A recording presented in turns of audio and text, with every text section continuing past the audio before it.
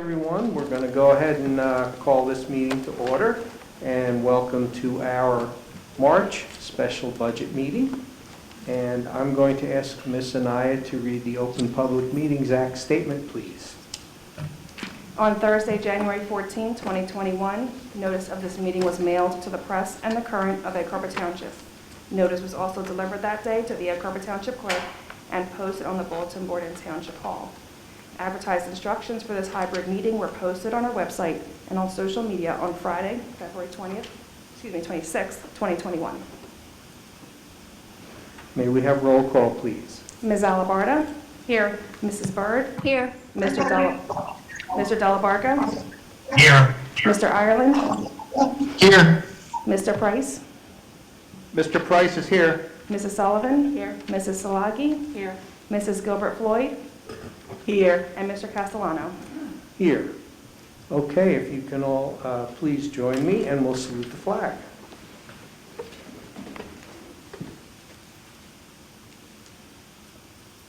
Allegiance to the flag of the United States of America and to the republic for which it stands, one nation, under God, indivisible, with liberty and justice for all.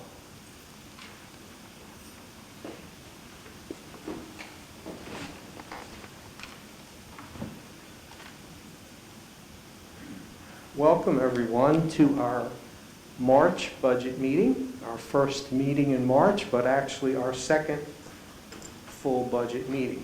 Hard to believe we're in that far already. I have just a couple of quick comments, budget related, before I turn it over. First thing that I just want to bring to everyone's attention is our state aid situation. We're very happy to be receiving an increase in state aid of just about $10 million over last year. So how did that come about? Well, last year, as you recall, we were supposed to receive 6 in additional, and then it would have been 6 again this year in additional. But last year, 4 of that 6 was taken back because of COVID and the second budget that the state had to implement. So this year, not only did we receive an increase of 6, but we received the 4 back that we lost last year. 6 and 4 is 10. So we're very, very, very happy about that. Now, that aid didn't get here by accident. It got here through a lot of hard work. It got here through aggressive and sustained lobbying over many years by this district. We wrote letters. We attended countless meetings with more than one governor, commissioners of education, legislators, officials of all kinds. We testified many, many times before the legislature. And that help led to the passage of what's known as S2.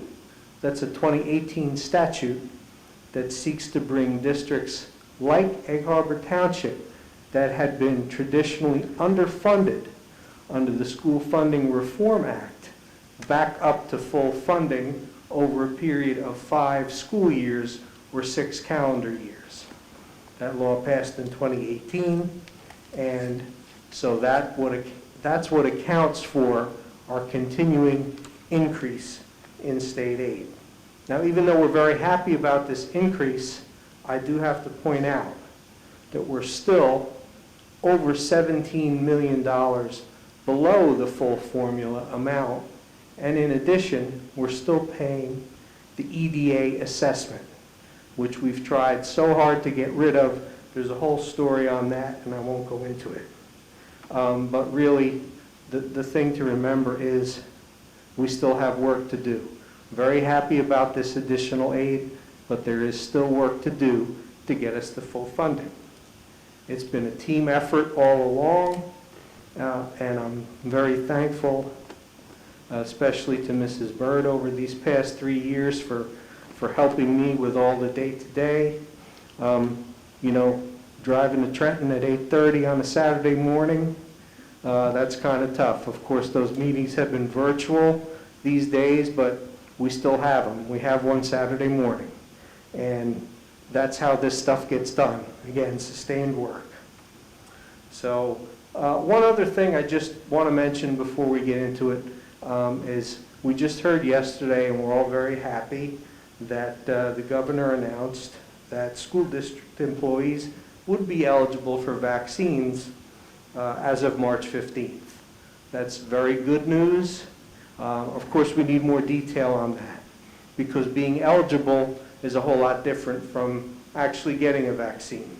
But still good news, positive, and that came about through the efforts of many, many districts across the state, many of the education organizations, many elected officials at all levels. So it was really a team effort statewide. But I'm very proud that, we did our part here in Egg Harbor Township to contribute to it. So with that, I'm turning over the microphone first to Dr. Gruccio, and then we'll get into our budget discussion. Okay, thank you, Mr. Castellano. Good evening, everyone, and welcome to our 21-22 budget meeting. This evening is dedicated to budget. In just a few minutes, Ms. Anaya is going to share her compilation of many months of fiscal work. Work that began in mid-fall and included the needs of running a comprehensive PK-12 school district. Areas included are facilities, transportation, food services, technology, security, and academics. As an administrative team, we work diligently to meet our district learning goals, in particular, improving student achievement. COVID-19 has had an impact on student achievement nationwide, statewide, as well as here in our school district. We share data to show the need for additional interventions beyond what we are currently doing each and every day. This budget includes those resources and more. I want to thank our supervisors, directors, principals, and central office staff and administrators who are a part of building this budget. The Board of Education, I thank you for listening to budget presentations over the last few months.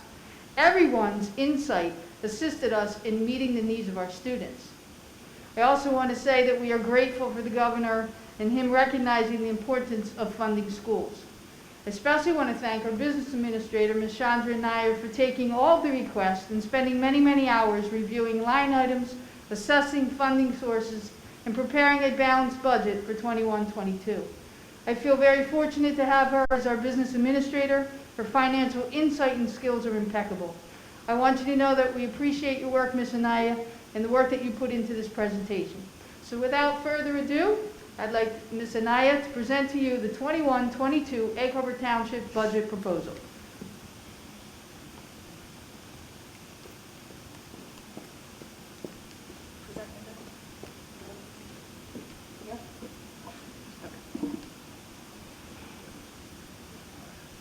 Oh, the entire window?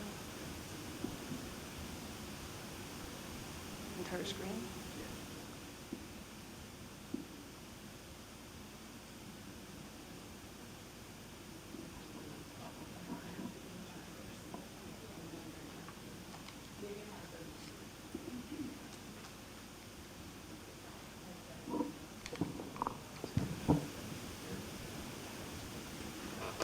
Okay. I'm going to hang out here. It's my spot. Thank you very much, Dr. Guccio, for that introduction. Thank you, board members, for taking the time to meet with us today on a special meeting. Thank you for the community who showed up, because this is probably the most important job for our Board of Education, is to help us close the gap with student achievement, learning goals, all the fun stuff that we talk about all the time. So this is a very important time, very exciting time. So I want to kind of just, before I even start the slideshow, give a little bit of an outline of how today is going to go. I'm going to first give an overview of money in, an overview of money out, and all the buckets of money and all the buckets that they go in and out of. And it's going to go slow. And after we conclude a section, I will open up and have more of an interaction with our board. Are there any questions at this area? If we can understand every silo, it won't be so crazy to look at this huge budget. So that's how we're going to roll it. Definitely ask questions along the way. This is our plan We have a lot of work to do still in the next few weeks to get more refined. This is our first draft. We got state aid on Thursday. It is Tuesday. So although we had budget meetings prior to that to help understand the needs, making it all happen, this is our first round. So please be patient on that if you find questions or concerns there. Once we go through the buckets and understanding each separate compartment, we will then give you the binders. The binders are coming out tonight. When we get the binders, we will do binder orientation. We will walk you through what's in it so that when you take it home, you can then go through it and understand what you're actually looking at. Okay? Good? Are we ready? All right. Here we go. I clicked a lot of links in here, so I'm really hoping they all work because it's fun. Okay, why we're here. Our board goals. The board's goals are listed here. I will not read them verbatim. You guys are very familiar. You guys have been talking about them, working on them for the past few years. So with these goals in mind, with the district learning goals in mind that we discuss frequently in all of our presentations, and along with all of these different updates you've gotten along the way from the different areas, we have compiled a balanced budget. So here we go. Buckets. We are a school district. We are a government entity. Government accounting allows you, or actually makes you, keep things in their specific buckets. Fund 10, or as the general fund we talk about frequently, is the most talked about in this boardroom in this district. That's how we operate our schools, daily operations. Fund 20, think of that as like special operations, things that are unique, reserved, specific purposes. That's where grants flow through, and as of next year, where student activities are going to start flowing through. They've always been a separate thing. They've always been at bucket 70, which we never talked about. They are now going to be into 20. That is specific special revenue, unique for certain purposes. Fund 30. Fund 30 is where you have local funds raised and state funds raised for capital improvements, and that's where projects are held. Not capital reserve projects that we do day to day. If we do a new lighting project or something simple, this is capital, like huge improvements, renovations. Fund 40 is how you fund the things that are in Fund 30. It's debt service. We take out loans, huge loans, bonds actually, and the state matches them, and we have to pay the money back. So example, we built Miller School. That was Fund 30. That's how we bought things, but the money flows through Fund 40, debt service. A little bit more about our buckets. We've used this slide in the past as well. As I said, Fund 10, operating budget. This is where our local levy is, where our state aid is, federal and local revenue, such as our semi, and when we charge for use of facilities, this is where it'll go. When we used to charge for preschool, that's where it would go. Fund 20, federal grants, state grants, supplemental, things that are supplemental to our general fund. And I highlighted the rest. Fund 60 is fun on the side. That's things that have to be self-funded. They're a business entity, self-funded. It's not for tonight's discussion, but there is that out there as well. Questions on the funds and the buckets? I think we're good. Okay. More words. And you guys, the slideshow will be available to you guys as well, so you can go back and say, what is that again? This particular budget is going to have local revenue, which is our general fund and our debt service fund, local levy. Taxes are raised to pay for our operations, as well as prior bonds. State aid, that is to help our general fund, our daily operations. State aid now has preschool expansion money, which is our special revenue. It's a purpose for state aid. They say you have to spend it on preschool. State aid also helps fund those loans we took out of the bonds to help us build capital improvements. Federal aid in this particular budget is going to flow through and impact our general budget and the special purpose budget, specifically the COVID relief funds, the ESSER funds that are out. A lot of the relief we've gotten from the federal government are flowing through to help us with our general budget as well as our special budget. Local revenues, rentals, we turned it down a little bit because nobody's really renting our facilities, can't expect that kind of revenue.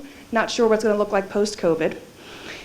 SREC, solar revenue credits. We own our own solar and we sell those credits. Usually generates about $300,000 or more a year, so we also budget for that. Interest is now a thing. For a while there, we couldn't even budget interest because the banks were giving us maybe $2,000 or $3,000. We are now getting back into the $100,000 to plus, so we're budgeting for that. Student activities are going to hit our general fund and our special revenue fund. Student activity funds, and I'm going to highlight this briefly, Miller School was having a fundraiser for t-shirts so they can have ice cream day, something simple. They raised enough money, they had ice cream day, and they have enough ice cream day money for the next year every day because they raised so much funds the parents were overflowing with their giving. That stays in a student activity fund and can only be used for students. It can't be used to hire a coach or any kind of advisor. It's specifically to help students.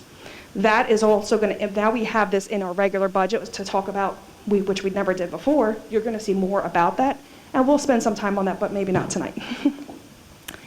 Excess surplus is another revenue source we have. Simple put, savings from prior years. Savings from money not spent. Keep that simple. Okay, we good so far? I promise I'm not going to try to bore you. I just need to go slow and thorough because it's going to be a lot. Okay. Here is, I don't know if you can see that. Oh, we will talk about it though. You're going to get all of this. Nothing I'm showing you, you're not going to see in your binder or in this PowerPoint. I just want to kind of go over it. So in this particular slide, we have our sources of revenue by dollar amounts as well as the changes. As Mr. Castellano stated, $9.9 million additional state aid. Fantastic. SEMI is a federal program that helps us provide services to eligible students. Every year they tell us what to budget based on the students they know we have here that qualify for services. Can't really change it, but it did go up a little bit. That's exciting. Revenue, we talked about facilities rentals, did decrease at about $30,000 because I don't see it really happening much next year. Maybe it will, and we'll be surprised pleasantly, but we budget conservatively. Preschool tuition is a goner. Can't charge anymore. We have a free preschool program. And then we have other LEA tuition. This is students who are transient, whether it's due to homelessness or DCPMP placements. We generate revenue from other schools sending their kids to our school. And we also have expense lines of us paying other schools for our transient students. So it has to show a revenue line and an expense line. Increase that just a little bit because if you looked at prior audits, which I know you guys have been studying, you'll see tuition over the years has been significantly higher than what we've been budgeting. So I did increase that. We did increase that. And again, we talked about our solar. So there's that. That's local funds.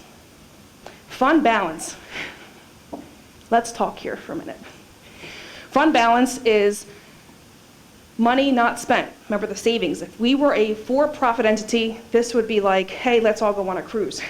It all has to go back into the district, back into education.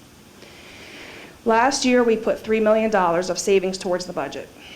The difference this year, as you ought to presentation a few weeks ago said, it's about $5.6 million that we didn't spend in 2021.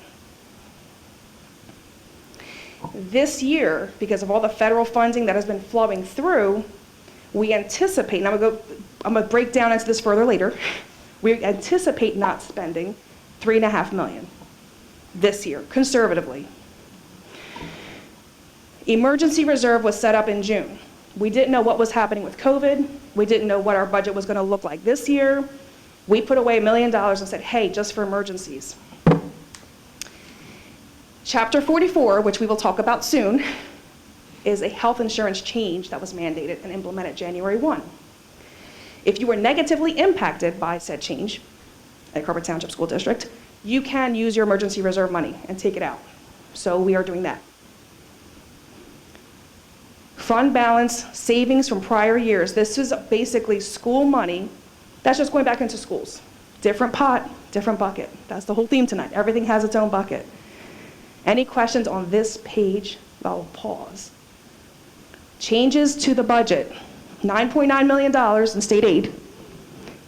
$7 million because you go from $3 million to $10 million on applied savings. $17 million budget difference from last year. How could we possibly figure out what to do with that kind of money, right? You'll see. You'll see. All right. Buckets of money. Did I go too fast? I did go too fast. That was Fund 10. That was our general operating budget. Remember the bucket? 10, general every day. Fund 20. This is special revenue for special purposes and must be used for that reason. Fund 20 this year in our budget, you're going to talk about in the future, after we absorb every slide, we're going to get there. Preschool expansion money, $3.8 million additional money for specifically preschool expansion free for our taxpayers, for our community. ESSER 2 funding was released maybe not even a month ago, specifically for, they have 12 ways you can spend this money. And we're going to go into how we're recommending administratively to spend said money, but that's $4.2 million.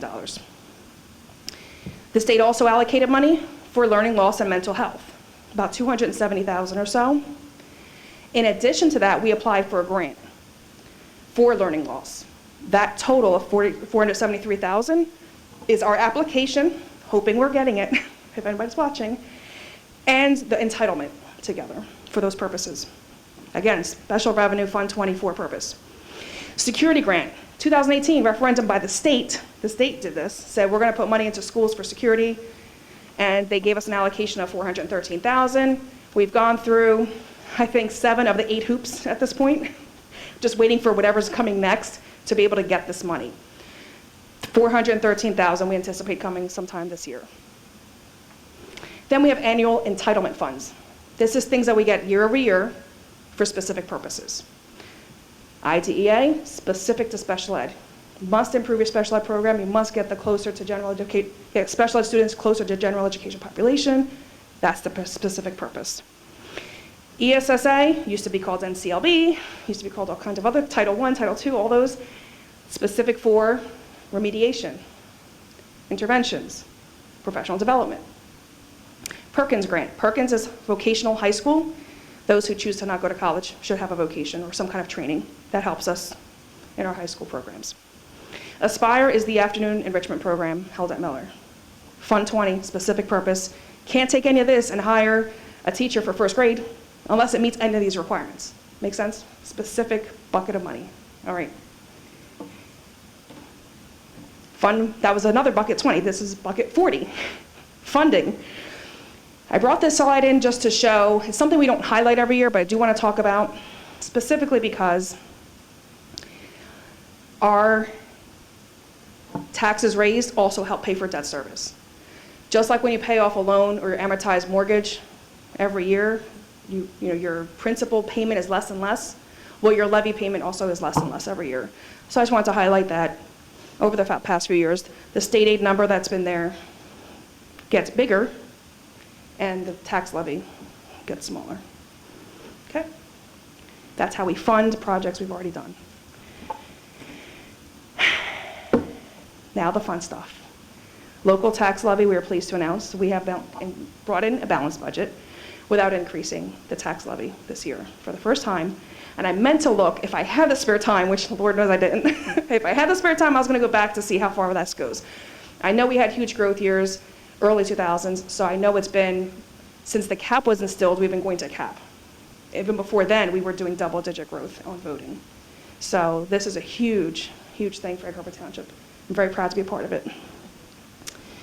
Debt service, local levy decreases annually. Cost of the penny. For the first time in a lot of years, we also have our property values going up in Egg Harbor Township. For years, if every time our value goes down, the cost of our penny is like not as valuable. I'm not going to go into the penny thing, but I will just say that our pennies are more valuable now, and our property value went up in the township. And I just want to take this opportunity to click a link and hope that it's there. Boop. Make this a little bit bigger too. Sorry. Oh, is that going to let me make it bigger, Stephen? I feel like, do I have to actually open it? Cancel. Control and plus. Learn something every day, guys. Burp, burp, burp. It just doesn't like me. It doesn't want to get any bigger. Just to show the history of the tax levy over the years. And although we've been going to cap year after year, I thought it was important to show as a percentage of our entire budget, when you just take into consideration state aid and a tax levy, the burden is decreasing. The state is responsible for giving us, fully funded education. Taxpayers are supposed to supplement it. It's been reversed for a very long time, but this will continue to go in the right direction. So I just wanted to show that. Highlight. All right, questions? Cost of a penny. It used to be $404,000 for 1 penny. Now it's $405,000, which is exciting. And of course, we do this chart every year. This year, we are in the first row. We are recommending no increase to the tax levy for $0.00. So that's exciting. And again, the state aid portion will continue to get bigger piece of the pie. 2018, the blue was the levy. The gray was the state aid. And as you see now, the gray portion is 40%. And the taxpayer levy portion of our budget is much smaller. It'll continue to get that way. Gave a little history of revenue for state aid for you guys to have fun with later. I think we're good with that, right? All right, before we move to federal, we're good with local stuff, right? You guys, if you have, I guess raise your hand if you have questions, or else I'll just keep going. Does that make sense? I don't want to keep asking. Federal aid, the revenue portion of the federal aid, which is semi. We talked about that, opportunities for eligible children to get services here in school. I highlighted the COVID grants for 21 just because we had so much from the federal government to help us to try to get virtual ready and maintain virtual and maintain education, whatever they do on the education side, so, to get the kids where they need to be. There's CARES grant, the Digital Divide grant, as well as the Corona Relief Fund. Grants for 22, which we plan on seeing. We have the entitlement, we just haven't gotten the actual next step, which is coming middle of the month. But ESSER 2, this includes the same reasons we could use for the CARES Act, the 12 reasons, as well as learning loss and mental health. IDEA, ESSA, we spoke about these already. Good? Those federal aid coming in. That's that bucket coming in. Local, I did say already, tuition is gone. I want to say that again. I'm so excited, preschool. Rentals are a little decreased as well. We don't know what's happening. Interest going up, solar maintaining the same, and student activities are now going to be tracked and reported at the board level starting in July. Maybe sooner if I figure it out. All right. Remember the buckets. We did the state bucket, the federal bucket, the local bucket, and now we're talking about that surplus, which is hashtag savings. Just think surplus savings. This is the breakdown of the 10 million, which you saw on the other slide, but it's worth repeating. Savings from the audit, 5.6. Additional savings we anticipate conservatively this year because of closures. People keep saying, when am I getting my tax credit? When am I going to get my money back? We're putting it right back into education. ESSER 2 funding. ESSER 2 funding was 4.2 million. We're going to take 1.5 of it and help the current budget state of events. The other, I can't do the math now because it's been a very long day, is going to go to the other side on 22, which we'll see later. Transfer from the reserve account, which we also mentioned, was the emergency reserve that was set up that we can now spend because health insurance is going to be double digits, unfortunately. We'll get there. Where did it all go? I'll just take a minute and I don't want to read it to you, but I'll read a few highlights. Salaries, $85 million. Employee benefits, that includes workers' comp, that includes FICA, like our Social Security portion, that includes local pension for PERS employees. It includes DCRP for part-time employees, $30 million. Capital improvements, we talked about the $10 million from savings. Facilities budget is $5 million. Tuition for out-of-district placements for charter schools and for ACIT is about $4.8 million. Transportation's budget, $4.7. Instructional supplies, textbooks, and resources, $3.4 million. Insurances, and that's where you have workers' comp, general liability, auto, and something else I'm forgetting right now, $2.4 million. Other is basically, after all the big wigs, all the big things were done, it highlights, there's just other, little things, like ABA, It's not that it's not an instructional thing, but it's just little things that just don't have an own category. Administrative costs, everybody likes to ask that question, about 1.4 million. That includes building principals, vice principals, supervisor, everybody, central office, everybody, including our supplies, everything. Local preschool transfer, something different in this budget. Preschool expansion grant. They gave us money to have free preschool. General education only. We are required to still educate our special ed population. We are required to fund that locally. So the 1.6 million, you'll see as a budget line, transfer to Fund 20, is specifically the existing staff, paras, supplies, benefits we had in our regular budget already before the expansion, put into as a transfer to the other fund to maintain the education for the special ed population. I see Terry nodding, a few nods. Let's say it one more time. In this budget, we have to budget. We had five preschool inclusion teachers and a floater to do special ed inclusion. That's what we had, plus some aides and some supplies. I'll keep it simple with the teachers. You're going to see in your budget line, those 6 teachers in their budget line with a line that says decreased, transfer to Fund 20. Because you have to take that into, go ahead. Can you, I think it's worth just re-emphasizing, we've said it before. Okay. That is not new. It is not new. That's not because we implemented universal preschool. That was always a mandate, that we were always required Correct. to educate that particular population. That's And that is not correct. new. And what we were doing before, that's a good point, Pete, and we have been doing it for years. So in order to meet that requirement of educating 3-year-olds, as soon as they hit 3, if they've been identified, early intervention, we had to then educate them. In order to not have a 100% special ed class, you want them included with the general ed population so that they can learn skills and become closer to the general ed population and be part of that growing. We took tuition general ed students in the past. It was $200 a month for 10 months, and that helped kind of offset the required costs. So the transfer in this budget is not new money, it's the existing money we had as a preschool budget, but has to be put into Fund 20, that special purpose fund saying only for preschool. So that's a new line. Okay. Anything on this slide? We're going to dive deeper into each category, but go ahead, Ms. Bird. Moving it from a bucket into this bucket. Exactly right. Taking it from the 10 bucket that was already there, it was already 1.6 million hiding in there, putting into the 20 bucket identified to say specifically for the special ed population going through the preschool program. Exactly right. Not new money. Okay. Now, expenses. Now we're going to go into each of those subcategories. Salary. Basically, we have the biggest bargaining unit. Also, the biggest chunk of our employees are in the bargaining unit, which is identified 3.25. That's in there.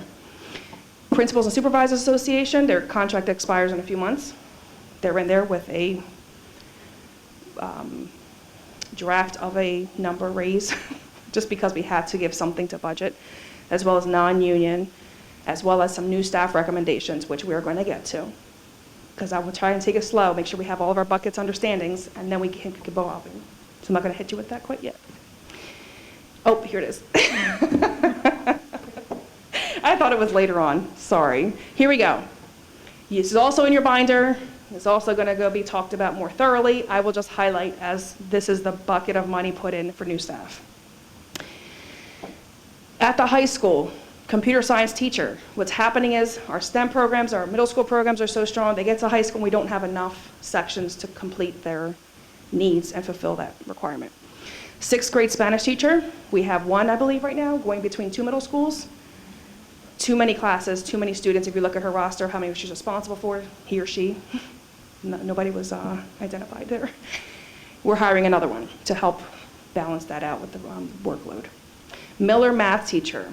Although it's a Miller math teacher for advanced math to meet that requirement, there is a retirement in one of the middle schools that we are going to then just repurpose. And you'll see that in a slide later. Instructional support. We have heard it. We hear you. As Mr. Castellano keeps reminding people, we do listen. We know there is a huge gap in achievement. We know there's a lot going on with, I don't want to say that. I don't want to speak, I'm not an educator. I will just say we are very aware that COVID had an impact on education. I can say that safely. In order to fill that gap, in order to meet the needs, we're recommending from grades K to 8, 9 remedial/intervention teachers. Physical therapists, we have a part-time physical therapist. We need full-time based on our workload. I'm not designating that part-timer will be the full-timer. I'm saying positions. We have a part-time position, we need a full-time position. Support staff outside of the classroom, we need an athletic trainer. We have, the number of athletes we have is comparable to just a regular college campus. We have one athletic trainer who better not get sick or get hurt or get COVID because then we can't, have our sports run safely. So we're asking for an assistant athletic trainer. Another maintenance worker, which we have learned at the high school. We had at the high school a recent retirement. We felt, I'm not going to speak ill of him, I love him if he's watching. We felt, hey, towards the end of retirement, you kind of slow it up. Maybe that's why work wasn't getting done. No, we have since been tracking work orders with Mr. Bernetta for years now and looking at the demand at the high school just for preventative maintenance. They forget forward thinking, forget reacting to claims. We're going to ask for another maintenance worker at the high school. We're going to see an exciting technology plan, which is going to make a lot of us happy. But in order to implement said plan, we will need another individual to work in IT, specifically to work and manage the devices. Unarmed security guards, we'll talk philosophy when we get to that slide. We have these beautiful vestibules installed. Some are manned by secretaries, some are manned by security. Security can't monitor schools if they're sitting there, that sort of thing. Stipended positions, an assistant cross-country coach, just based on volume. Assistant golf coach, same reason, supervising based on volume of children. Indoor percussion and indoor guard. Boosters have been funding this for years. Because the number of students that are out there, it's just a safety issue. We do need another of those as well. Questions before I move on? We are going to dive deep into separate sections, but if you have questions, I'd rather you head up and then we'll go up around. Go ahead. So, the assistant golf coach, The assistant golf coach. is that for the boys team? I will defer that to Mr. Santilli. Or actually, Dr. Heary, if you want to unmute, we can hear you, we just can't see you. Maybe I can get him up here. I'm not in that area. Is the assistant golf coach for boys or girls? It's a co-ed team. Oh, so it's just supervising general, okay. Where am Chandra, are you directing that question to me? I? We can. What's going on? Oh, it's my mouse. Do you know that answer, Dr. Heary? Right now, it's a co-ed team, and based on some surveys that Mr. Pellegrino has conducted, there seems to be interest to develop it into two separate teams, one female and one male team. And that's the reason for the request for the second coach. Based on the numbers of, right. Thank you, Dr. Heary. You're Do you have welcome. another one or move on? I'll move on. You'll think about that, no problem. Mrs. Sullivan. I'm wondering about crew. I know years ago it was self-funded, wasn't it? How is crew doing now? I will again defer that to Ms. Dr. Heary. Maybe he can follow up on that for the next meeting. I don't know if he has that right offhand. We'll get that for you. What was that? Unfortunately, I don't know that answer right off the top of my head, but I will contact the athletic director tomorrow and respond to the board members. We do partially fund it. We don't fully fund that at this point. I know that fact. I don't know the details, so we'll get just some information on that. Yeah. Mrs. Salagi, you had a question? Yeah, I think I'll wait until you're done your presentation because it's all together. Okay, write it down because we want to make sure we hit it. I have it. Very good. Yeah, all of you should take notes too. I want to make sure you get your questions answered. This is for us. This is, our interactive process, so. Okay, thank you, Dr. Heary. You can mute if you haven't already. All right. So moving on. Benefits. Chapter 44. The state, in its infinite wisdom, said, way too many people are leaving a state health benefits plan. We got to figure something out because the state health benefit plan is broke. The people who are staying can't afford to go anywhere else because their experience is so high, meaning you have so many claims, nobody will get you a cheaper premium than the state will. So they were left with all these high premiums. We left state health benefits. Why? We found better premiums private. And after private, we became self-insured for even more premium law changes.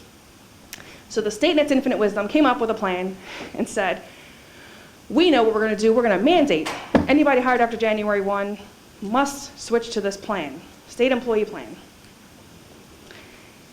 And we're going to offer a high deductible, low cost based on your salary, but there's a cap. Mathematically, won't go into bore you in details, it's just not going to work. Maybe a year, possibly 2, it's not going to work. In Egg Harbor Township, what it means for us, we have employees who started after January 1. We had to have open enrollment, and we had about 120 or so switch to this new plan. Is it cheaper in our expense as a board? A hair. You'll see that. It's a hair cheaper. Is it more cost effective for the employee? Absolutely. They're paying less in their contribution towards the benefit. So if a normal benefit would have been $30,000 for family, this new plan may be $27,000 for family. That employee who may have been giving $6,000 a year towards their benefit is now giving $4,000. You're getting less charges for your plan, but you're also getting less contributions to offset said plan. So, to give you a visual of what I just said, because it's a lot. We had to report this to the state. I'll make this a little smaller so you can, I'm not going to show you the lines, I'm just showing you the concept of what had to happen. We had to take each type of coverage, single, parent, child, spousal, and family. Each plan we offer, how many employees are in said plan, the cost of the plan, the cost of the prescription that person individually has, total cost for the year, annualized, and then how much they were contributing. This is based off of 2020 closed year, like the year that closed. Then they said, and tell us how it impacted you in January. We had 60 days to do it. Same information, but now we offer EBC, the SEHB, State Employee Health Benefit Plan, and what that would mean to you. Because our premiums went down, it was $125,000, I wanted to say this slow, January 1, compared to June of 20, $125,000 different. They don't care that I actually have more employees than I had in June. They also don't care that we are self-funded and we have less premium, we have less contributions coming in now because of this defined plan. Like they tell you what to charge. We have no say. So in experience, if you're self-funded, your experience is your experience. Your bill is your bill. You go to the doctor's, it's $100. We, as a district, pay that bill. And it's a defined plan. It doesn't matter what the bill is. You just pay a flat fee every month. On paper, the state report will show $125,000. We had a $300,000 impact from December to January. Real people, real timing. December's payments and contributions versus January's changes. $300,000 for the rest from the 6-month period we're going to see. Annualize that, $600,000 for next year, right? Then our friends Horizon are knocking on our door. All that free COVID stuff that helped us through this pandemic in the insurance world is going to catch up to us. They told us it's very early. They don't like giving us numbers till late spring. We'll be talking about it again next few weeks, months. Anticipate 10%, anticipate 10%. Maybe higher, maybe lower. Because the experience, we have been very fortunate that we pay for actual claims. So all the elective surgeries that didn't happen, we're not going to have payments this year, which is why we think conservatively we can save $2 million this year. Remember I told you that number before? Based on buses not running, maybe some health insurance money. It's a very conservative number to say, I think we can save $2 million this year. Next year, in 2022, when everybody gets all those elective surgeries that they just had to wait for, our experience will go through the roof. Hence the double-digit increase they're anticipating. So there's that. Hence the solution to budget that $1 million emergency reserve I think we're going to need. Year to year, 2021 budget versus next year. Oh, I didn't change that number. 24 should not be 24. It should be 23 and 22 and a half. I apologize for that. I didn't change my EBC for the new hires, so that's that. That's $1.5 million. I'll change the slide before you guys get it. It was $1.5 million difference year to year in our budget, specifically because of the new lives we're recommending these hires, as well as premium changes. So the 1.5 million is right, not necessarily the 24 million, but I'll get that updated. Other expenses related to benefits, not employee benefits and other insurances. JIF, we are self-funded again for our liability insurance. Property, that's the fourth one I couldn't remember earlier. General workers' comp, general liability, automotive, and property coverage. PERS, again, pension contribution for non-certified staff. DCRP for part-time employees. FICA, state share of payroll tax, or excuse me, employer share of payroll tax.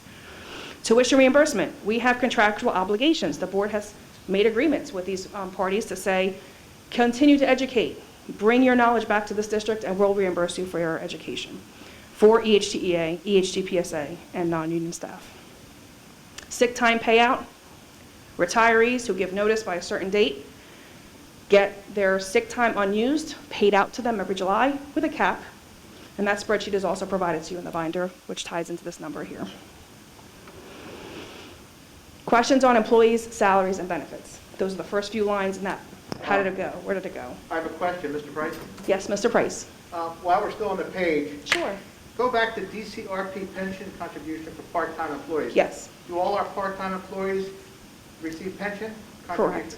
So unless you're retired from another pension system, like our gentleman back there, Mr. Vada, I'll call him out, retired police officer, police chief, excuse me.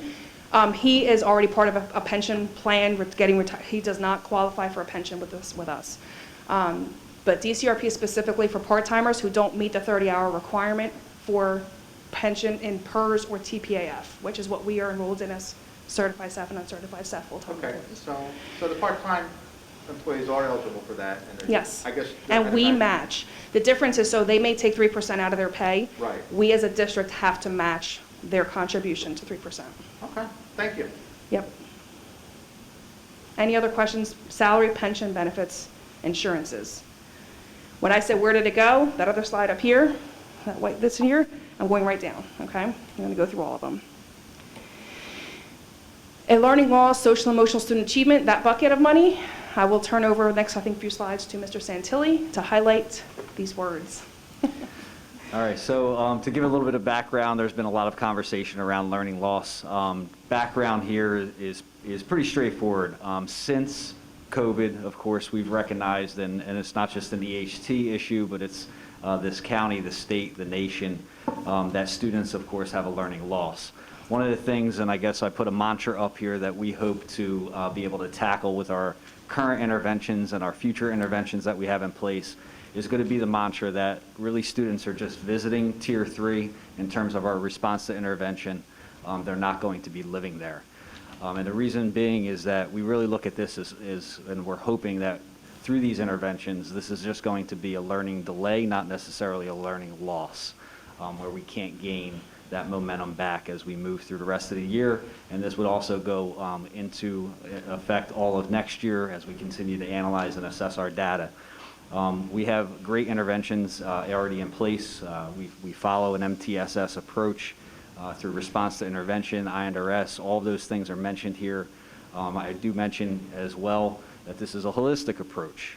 We truly believe also that when you think about the term holistic, this is going to be about that embrace and also educate.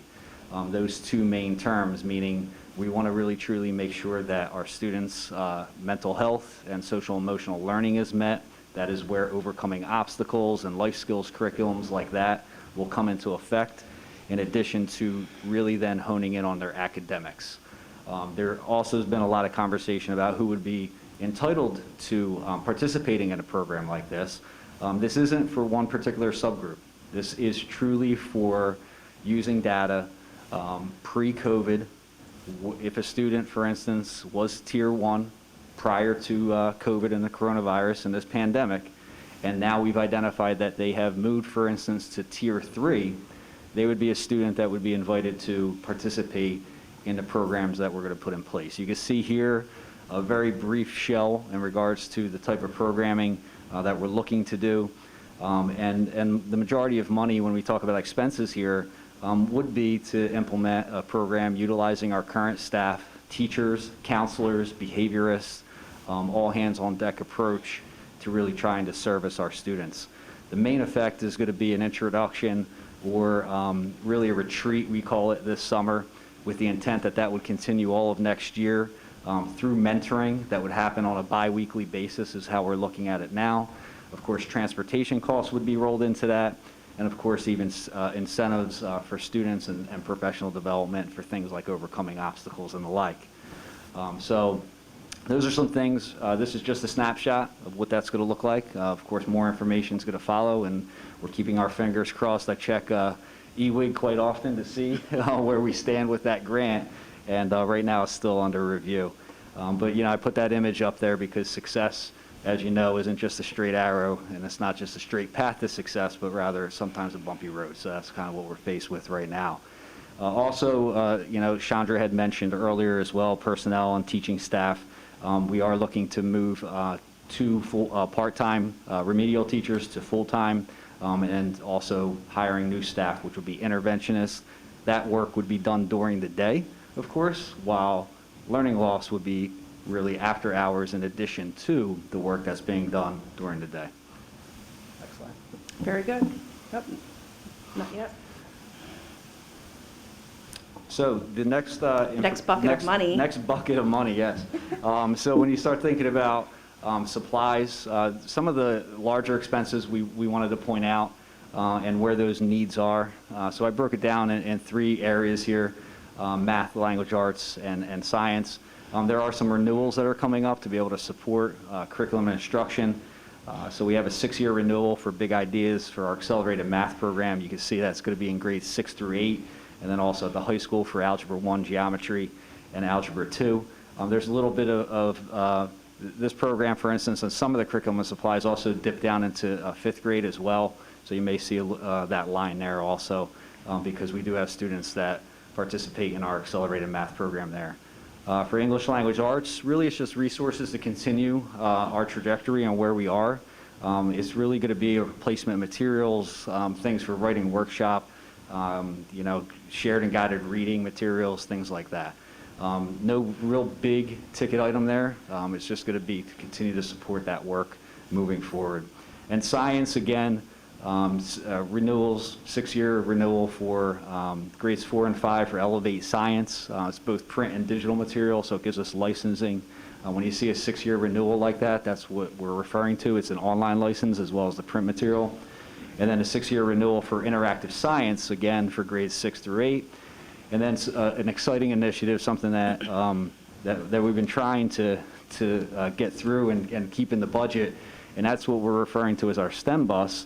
We do have a bus in transportation that we can utilize, and we really wanted to create an opportunity, and this was the genesis of our supervisor of science, that we could retrofit this particular bus, convert it, turn it into really a STEM bus on wheels where students can experience all kinds of different interactive activities, and we can take the show on the road, building to building, and do a lot of hands-on, really just anything from engineering to science. There'll be solar panels. I mean, there's all kinds of ideas floating around. So we're excited to be able to hopefully get that off the ground as well. Next slide. Go for it. All right. SSSS. SSS. So, as a school safety specialist, this focuses on security. Ms. Anaya did talk about a lot of the upgrades that are taking place in all the buildings. You know that the vestibule upgrades took place. And really what our focus right now is to be able to properly man all those vestibules. So that is where you'll see unarmed guards being added. And then also unarmed guards are utilized for I can't tell you how many details. So if you think past COVID and our times that we're in now, details there's something happening in EHT every single night, weekends, evenings, mornings, and we like to have the support for not just through the community and use of facilities, to support anybody coming in from the outside, but also for our own, events that we have in district. Thank you. Question? Yes, Mr. Price? Now, Mr. Price, I have a question. Security guards. Right now, they're all part-time. We have no full-time security guards, is that correct? We have 5 full-time, 3 Class 3s, which are also full-time. But we have 5 of our own armed guards in addition to our security coordinator, so 6 total that are armed full-time. The rest are unarmed part-time. Okay, so how many are actually full-time again? Full-time, we have a security coordinator and 5 full-time armed guards. Full-time armed guards, but no full-time unarmed No guards. full-time unarmed. They all work, they're 29 and a half or less They're all 29 hours. and a half, all the Or unarmed. less, And correct. how many do we have of the unarmed? Meh, I have it in my book. I'll get it for you. We do have that number. You can count the people in your book. I don't know right offhand. I know we have so many at the high school. We have basically right now the concept is a bunch at the high school, 2 at each middle school that are unarmed because of the size. I think 2 at Miller unarmed. I could pull it up for you, Mr. Price, And in a then- minute. oh, there you go. I'll pull up the spreadsheet. All right, push pause. We'll pull it up. Okay, that's all, right. that was my question. And then I just yeah, wanted to no problem. Get that out there because I wanted to clarify it. I wasn't sure how many actually were full-time and 5. as opposed to part-time. And so that And, yep, 5. 5 Thank full-time. you. No problem. Okay. And a coordinator. Mrs. Bird, you had your hand halfway up. Oh, sorry, Terry, go ahead. I'm sorry.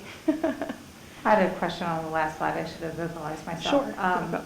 This one here? Or yes. the one before? This one? No, this one. Go for it. So with the math and science, we have 6-year renewals, but does that include updated materials for the standards? Yes, correct. Yeah, and we're gonna talk a little bit about the standards because that's gonna fall under the bucket of money that covers curriculum writing and professional development. Link it, and I link it and refresh, if you want to. Yes, Mrs. Bird. Thank you. You might be covering this at a later slide. That's okay. So just mix me. But with these renewals and the continued use of these programs, are you going to show us the data to show that it's been successful in the past years before we renew it for future years? I will defer that to our educators. So are you referencing math, for instance, and big ideas, or any particular, or all? Well, you know me. All. Yeah, all. But specifically the ELA, to Mhm. see what our reading, how's our progress been tracked in the last few years? Are these programs working for our students? Do we see marked progress based on these programs? In math, are these programs working for our students? And so are we getting our money's worth? We can certainly share information, and I probably would entertain maybe at the next curriculum committee to be able to share that as well. We have data that we track, and a lot of the data would be through what we track for response to intervention and, our tiers, because we use a combination of Linkit, MobiMax, and the list goes on, FMP scores, and so on. All of that is compiled, and that is really based on different percentages. That is what determines if a student would fall within a Tier 1, Tier 2, or Tier 3 category. So we do have all of that information. Mrs. Bird?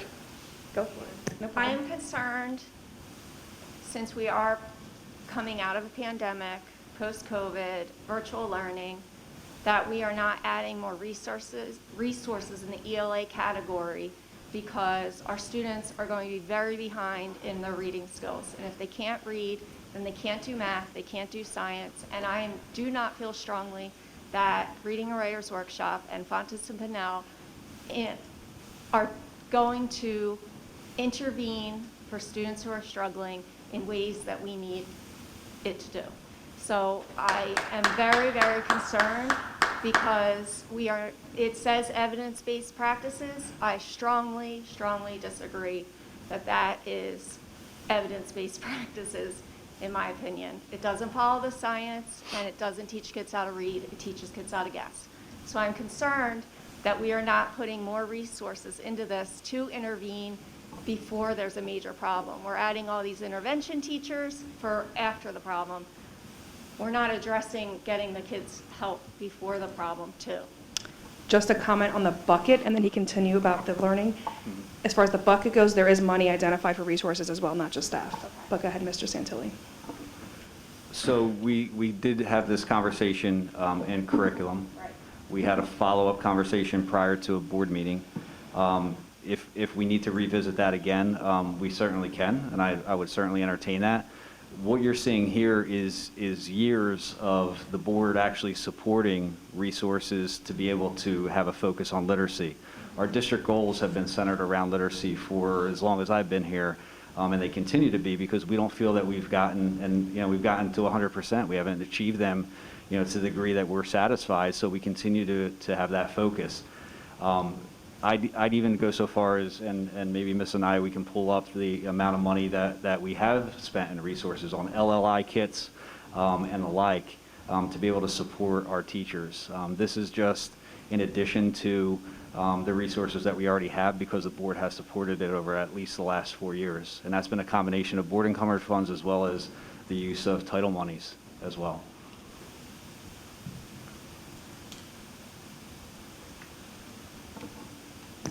I would like to have that more of a in-depth conversation. I understand that we did meet during curriculum, and I understand we had a follow-up meeting, but I still strongly disagree with this program, the programs that we're using.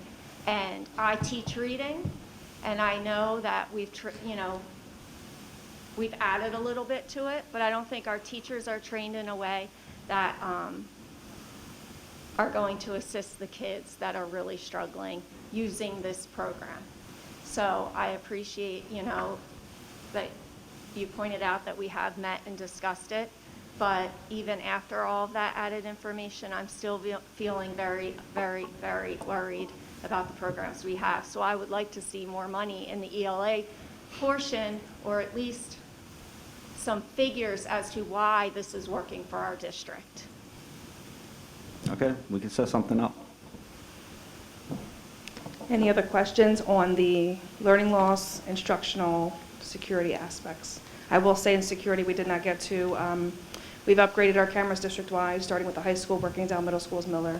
We are now at the elementary level. We are waiting for the funding to come through to be able to complete that project we talked about earlier.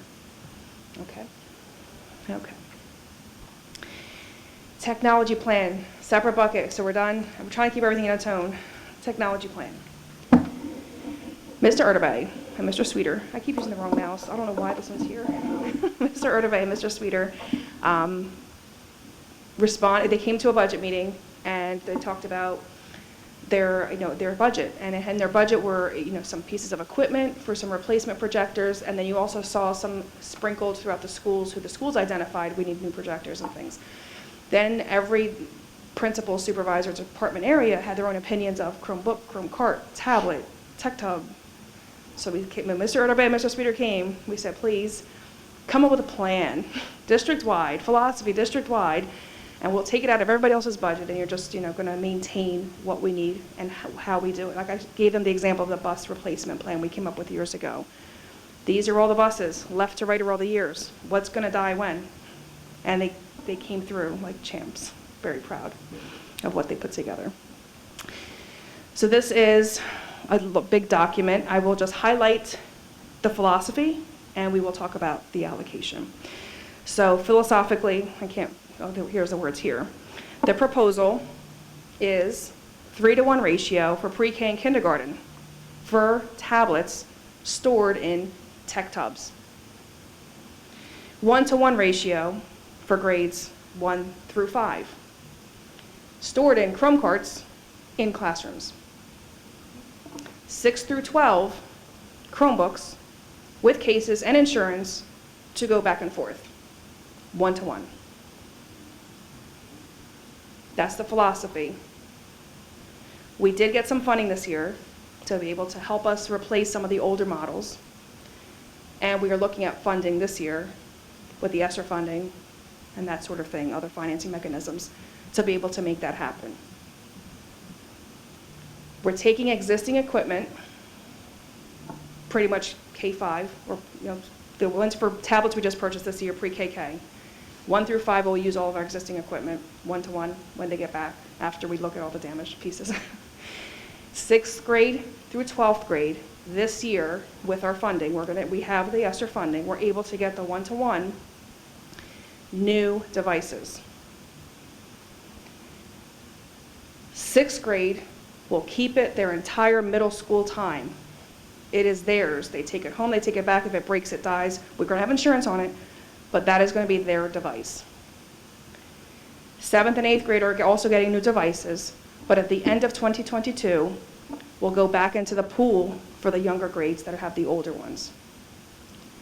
9th graders will get one freshman year with a case, with insurance, to and from school, and they have their entire high school career. And Google, in its infinite wisdom, only licenses these things up to 4 years as of right now. Maybe it'll change in the future. So when they're a senior, they can keep it because it means absolutely nothing to us. We can't even use anything for it, not even let your kid play with it. It's obsolete. They will not update it. It will not do anything Chrome, Google-ish on that Chromebook. 10th through 12th, when they get it this year, if they don't already have a used one, if they got a new one, we'll go back into the pool. For the board, for future budgets, every year, 6th grade and 9th grade population will be in the budget. And we will just continue this. 6th grade, 9th grade, every year. And then the older devices, after the 8th grade year, those older devices can then fill in for the younger grades. That's the plan. Who's excited? I know I am. Thank you, Mr. Erdevay and Mr. Sweeter. All right. Projectors. This is just, I'll show you what they did. Doesn't matter. It's fun for me because it's a spreadsheet. I'm not going to bore you with it. They identified what devices, the age of the devices, location of the devices, and came up with a plan that says we need so many that are dying or dead already. And then from that on, we'll have a more, if you look future years, they planned out the replacement plan. So this particular budget does support the replacement of broken projectors, installing projectors where they aren't because of all the movement we've been having recently, and making us a very good starting point with a technology budget as well as lease purchase. That's the technology budget. Budget bucket. Good? Questions? Moving on. Ms. Anaya, I have a question. Hello. I'm going to try to put your face up here. Hold on. If I can't screw it up too bad. That's fine, you don't have to. There you go. It was just a quick question though for the technology plan. Are we having anything to do with the Chromebooks with bags or anything for people transporting their Chromebooks back and forth Yes. to the? I called it a case, but yes, it's a travel case to go to and from. It's a protector case. I'm not sure if it has a strap. Maybe Mr. Santilli knows that right offhand. It does have a strap. He's nodding. For them to be able to take it to and fro. Yes, for 6th grade through 12th grade. First grade through 5th grade, we'll keep them here. Thank you very much. No problem. Mrs. Bird? For the students that are economically disadvantaged, will there be some kind of program set up for them in case they do break their equipment? I'm going to speak and slower. With a case and with insurance. I said it way too quick. Okay. With insurance, with a case. We as a district are going to pay for that because we believe in them being able to go back and forth. They will, just like they do now, a user agreement with using internet. They will do a user agreement with using these devices. If we find it's abuse, if they want to chuck it at their friend in the parking lot, that's different. But as far as normal wear and tear, or if an accident happens at home, the stress of that shouldn't be on a child. So we are going to have insurance for those devices. No problem. Sandra, it's Mr. Price again. I just have a quick question about the Chromebooks. How are you for chargers? Do you seem to need a lot of extra chargers, or? I will defer that to my technology department. I don't know that answer right offhand. Do they seem to come separate and maybe people losing chargers, or is it pretty much a? That might become a thing. I will, I'm sure Mr. Erderay is watching. I will have him follow up for us for next week. Yeah, find out how many chargers are needing to Be be right back. replaced that are misplaced or whatever the case may be. Sounds Okay, good. Thank you. Good. Anything else? Technology bucket. All right, I'm going to try to do this back and see what happens.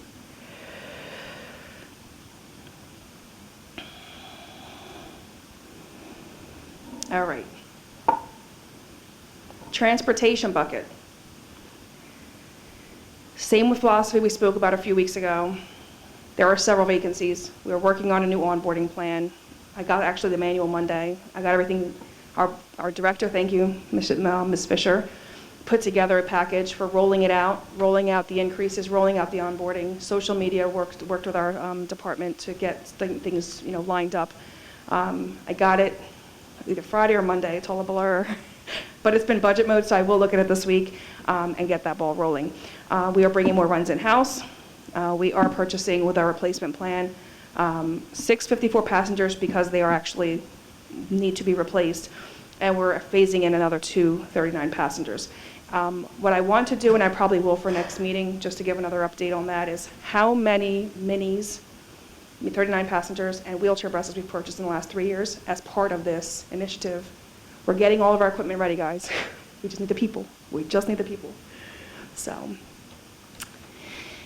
buildings, facilities. Our newest building,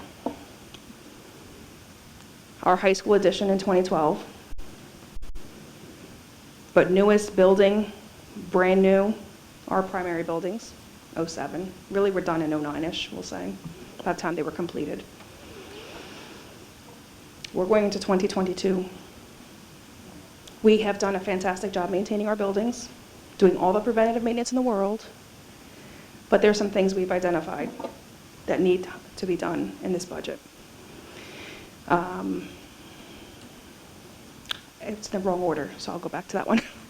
In this budget, you'll see the facilities department has the fixed costs they do every year, light bulb changes, replacements of carpets here and there, paint here and there. You'll see it's categorized.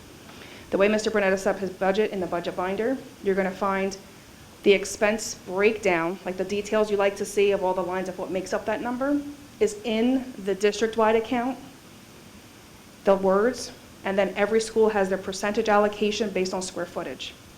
So for a paint budget, if we spend $100 on paint, he took the total square footage of each building and kind of allocated by building how much that paint was going to cost or be charged to that specific account. In specific school areas, there are some safety issues with chain link fences that were identified. Not too much, but just that's all that's really in his budget for next year. There are lease purchase equipment, which I'm going to go into next, as well as capital and projects identified. I was supposed to move this link to the next slide.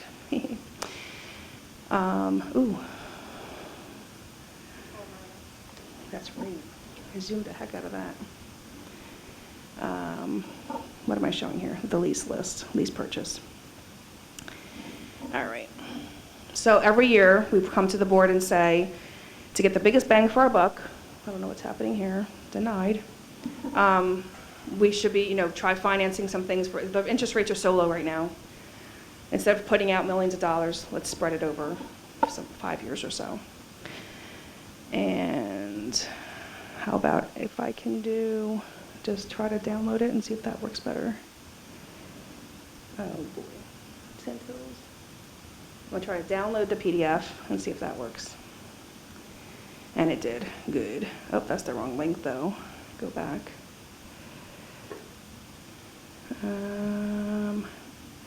Everybody close your eyes. It's the path of my life. Board, oops.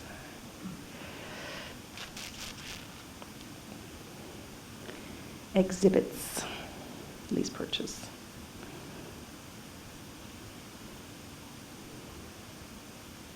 Okay, and this is again in your binder. I won't spend too much time on it here. Facilities department has some grounds equipment to replace. We're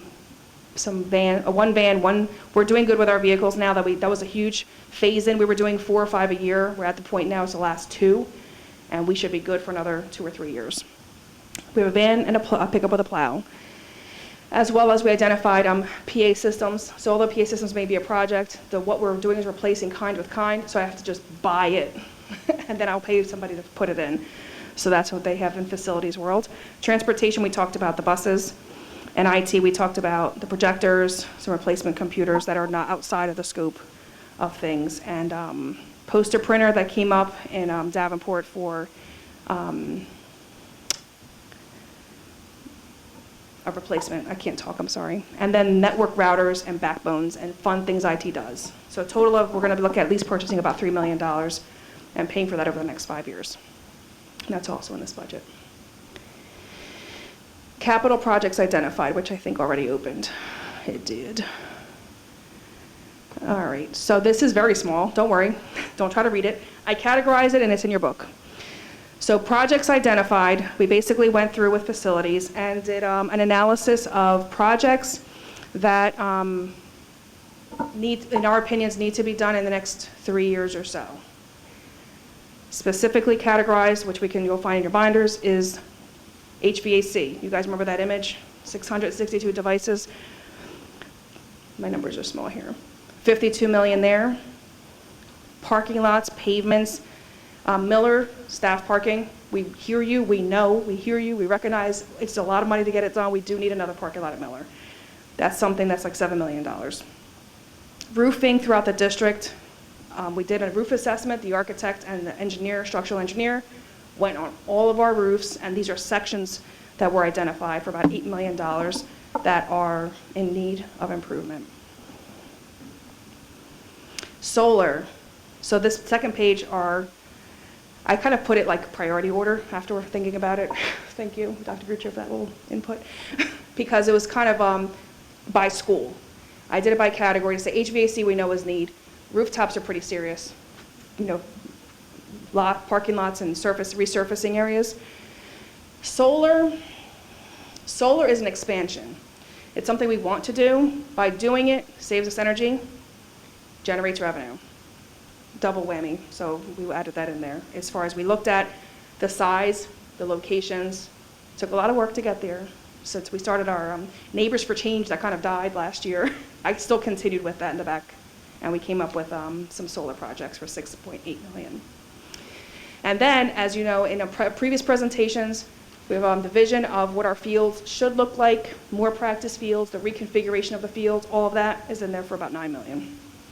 So projects identified are categorized by chunk for a total of $84 million,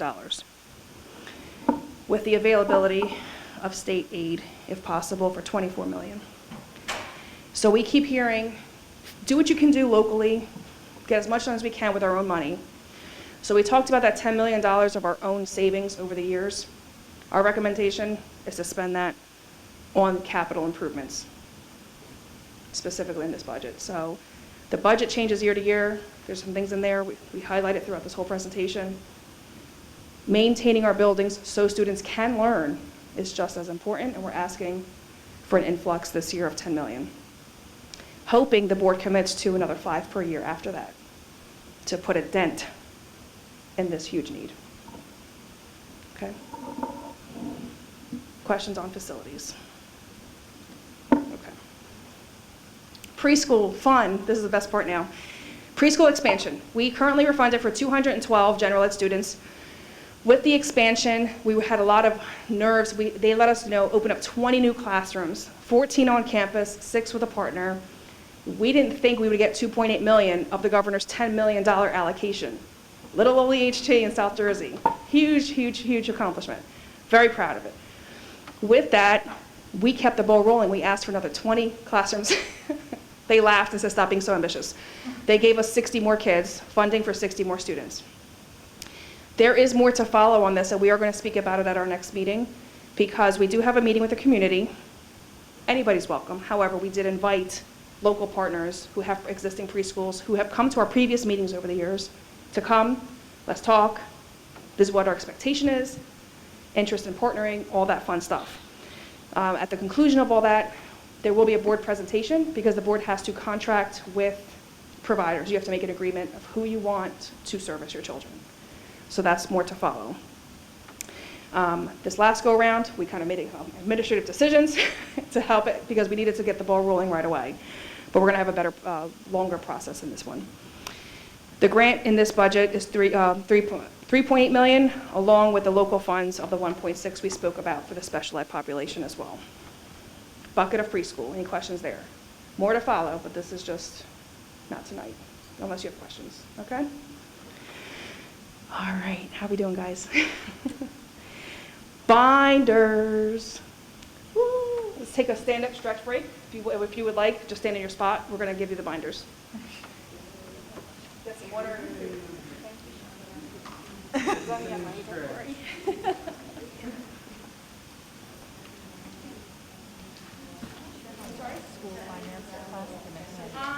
still going to stay there. Yep. It works.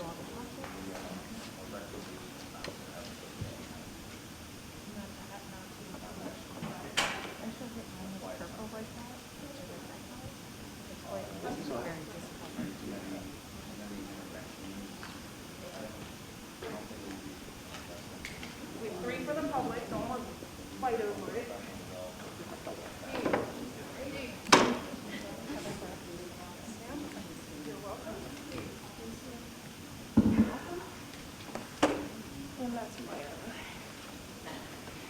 So this next phase is we're going to walk through. Is your mic on? We're going to be walking through. So those at home, binders are coming.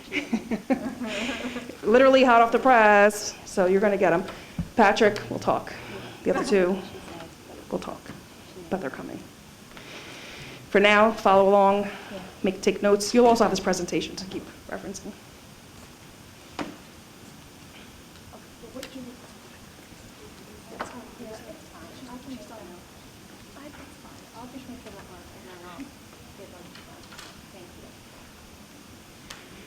All right, we ready?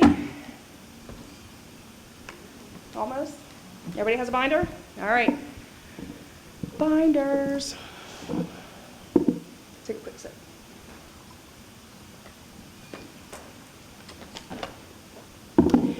All right, we're going to walk through. It's a lot. We just digested. You didn't swallow. I know you're still dealing with it, but we're going to walk through this, and then you can have fun at home. All right? The order of events. If you flip open your binder, starting with the first page, enrollment projections for next year, by grade, by school, fun, okay? Digest that. Next page, revenue sources. That's just basically a slide I showed that you're also going to have to look at whenever you feel like it. Oh, I skipped a page. Tax levy information, flat. I love the next slide. The next one, I'm going to actually put it up here for those at home. It is called, where did it go?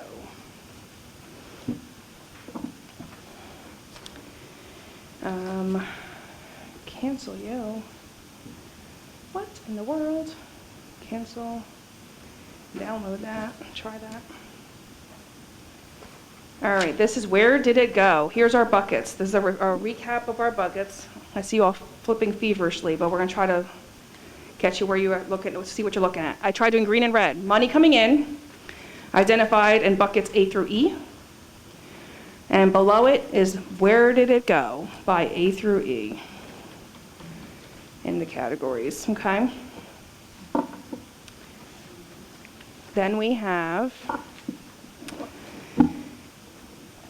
personnel pages, the new personnel recommendations by school, by department.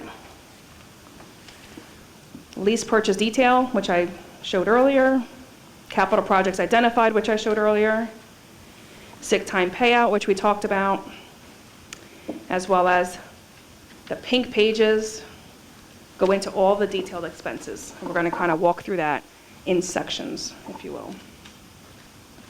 This is an order of the binder. You will have this PowerPoint as a reference or a slideshow, or you can take notes. The account numbers are in numerical order. They have dashes in between, but they are in numerical order. So we're just going to follow down what's where.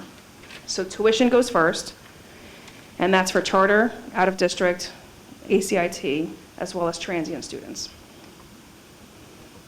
And I will stop there because you have your binders open and show you, refresh your memory on what these what these numbers mean. Let me open this up. Grants. Oops. Sorry, I got you after Steve. Now, I'm gonna show you.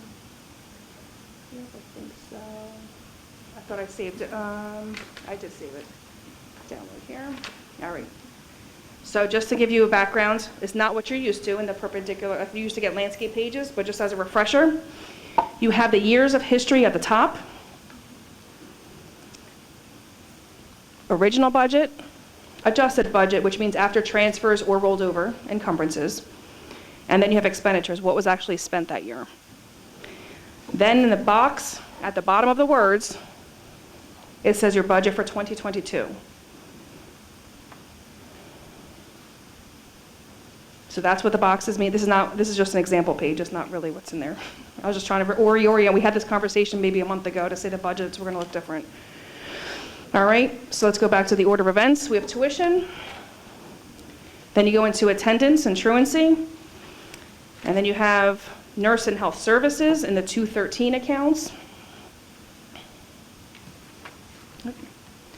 Related services, that's where you'll find your OT, PT, speech, test kits, therapies, sorts of things for related services for students.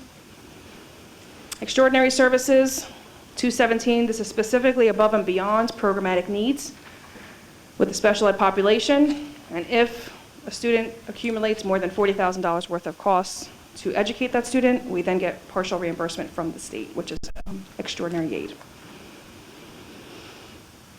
The guidance department, that area will highlight student records, Naviance, standardized testing, social emotional resources. If I go too fast, just say something. 219 goes into your child study team areas, staffing, resources needed for that. 221, I will defer to Mr. Santilli to highlight the area of curricular supports and facilitators.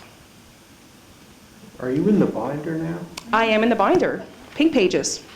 Tell us where. Sorry.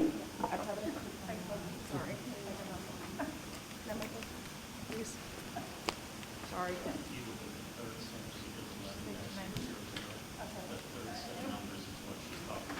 So we started, no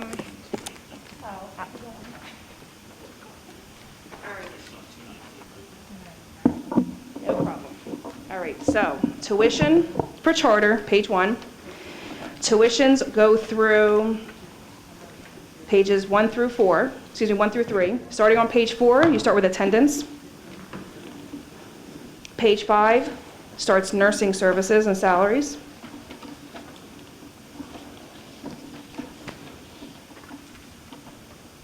And Jamie, if you can jot these down so I can actually update the slides, just write the categories I'm saying. Thank you. My best helper ever. On page 12 starts related services. Let me go back to that.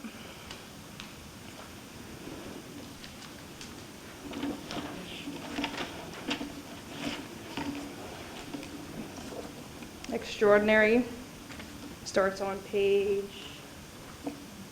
20.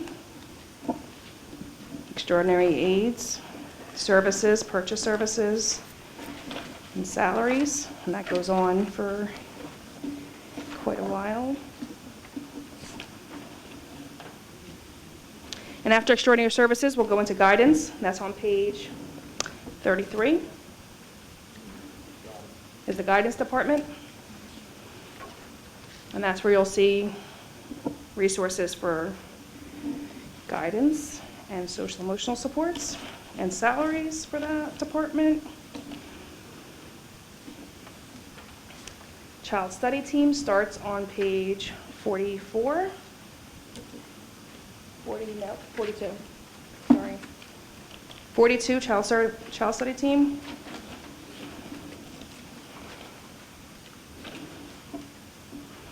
And I will turn it over to Steve on page 52. Page 52 is where Mr. Santilli will start his 221 highlights. So that's copier rentals, I'm just kidding. The top of the page is copier rentals, right? For the CST department. So ultimately, this is, looks as if it's, covers CST. Also, if I'm not mistaken, this would be where our supports for instance, literacy coaches would also fall as well. Is that correct? That is correct. Thank you. Starting on page 42, or 52, sorry. Did you want to say anything about the slide? That's where I was. Just to highlight the department, I guess. Yeah, I mean, ultimately, in terms of the literacy coaches, support in regards to our literacy program and provide interventions that are needed, to push into the classroom.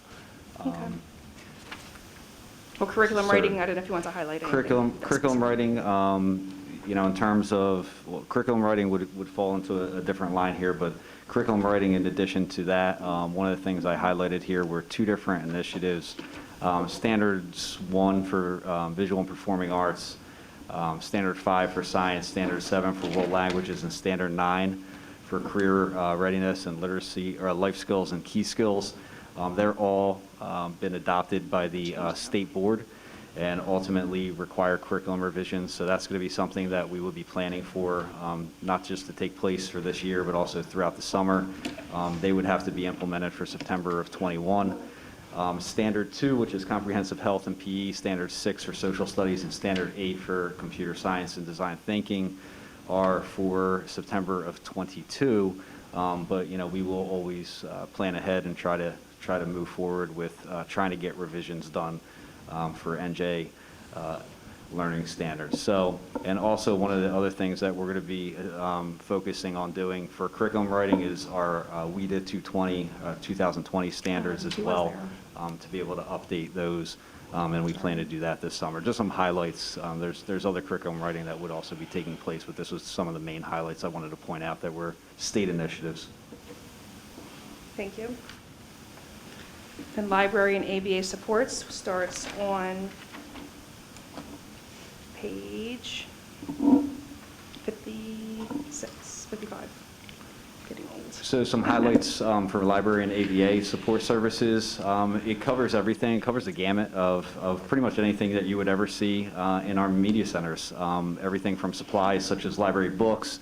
That does include the mid-year acquisitions. We do focus mid-year on trying to determine the award-winning books that we want to bring into our libraries. Periodicals, audio books, for instance, things like that.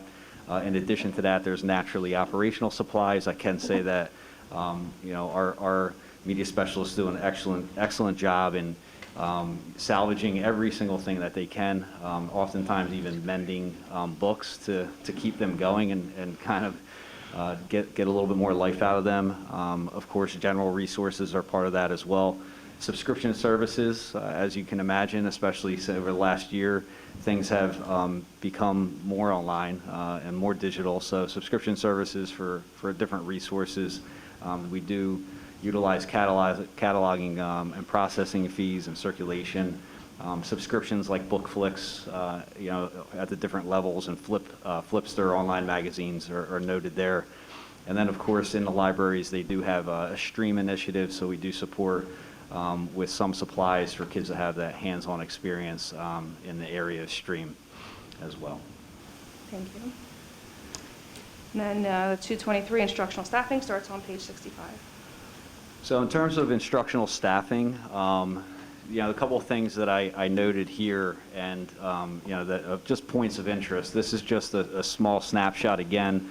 Link It and on-course or renewals that would fall under this category, and everything from paraprofessional, educator online training, to phonics structured literacy for K-12, model workshop for mathematics. We do have a partnership, and we want to be able to continue that in that area as well for that math workshop model.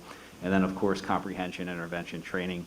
One of the things that I wanted to point out, and Ms. Bird, to go along with what you were referencing before, one of the things that we have going on in the district right now is a reading committee that's being led by Mr. Dorso. We do have within the budget, of course, earmarked monies for a multi-sensory program to be able to support our literacy initiatives. I'm not going to right now name that program because I want to, out of respect to the committee, let them go through that process. But that is in the works and not part of this line. But what I also would note is that there's also increases in special education areas to also support that work as well, for different supplies and different resources to meet our teachers' needs in the classroom. Thank you. Then we go into administrative lines for Superintendent and Board of Education, is lines 230, starting on page 56, starting at bottom page 56, and that includes legal services, auditor services, insurances, HR services, policies, policy payment for our vendor, as well as our agenda purchase services. 240 starts building administration, and that's going to begin on page 73. And that's for building, to run the buildings administratively, whether it's the vice principal, resources for the building, like copy paper, things like that. All stayed within their budget, no significant increases there. But those are the 240 lines. 251 is the business office and renewals for some contracts. And that is on page 88. Page 88. My glasses are so blind. 86, little baby. Page 86 starts there. Copier leases for district-wide building, front offices, and our child study team, as well as supplies and resources for the business office and some contract renewals. Nothing crazy there. 252 is our district computer and technology area, and that is on page 90 is that area. Starts there. Data center is what they call it. And that's where you're going to find a lot of the renewals for our contracts for district-wide licensing and that sort of thing. 261, and I'll just say the facilities department as a whole is 261 through 263 from maintenance, grounds, and security. Maintenance, grounds, custodial, as well as security. Starts on page 92, and that is for maintaining the buildings allocated by square footage, like I explained the allocations there. Custodial supplies and building services, that's cleaning materials, uniforms, and salaries for each location, as well as utility bills. There's going to be 262 lines, and that starts on page 102. And then we go into our grounds department, which will start on page 122. And that's for supplies and resources for grounds departments such as salt, mulch, trimmers, staffing, those sorts of things. Security starts on page 124. And that's for staff, highlighting the 9 part-time unarmed guards. Transportation starts on page 126. And we discussed those highlights already. And then we go into employee benefits that we discussed earlier. Employee benefits will start on page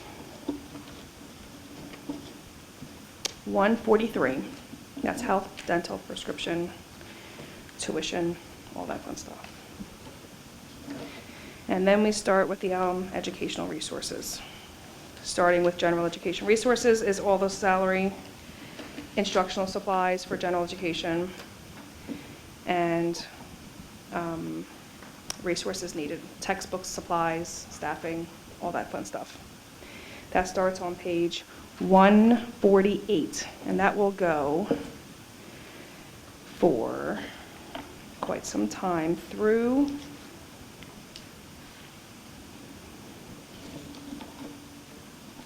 you guys okay? That goes on for quite some time.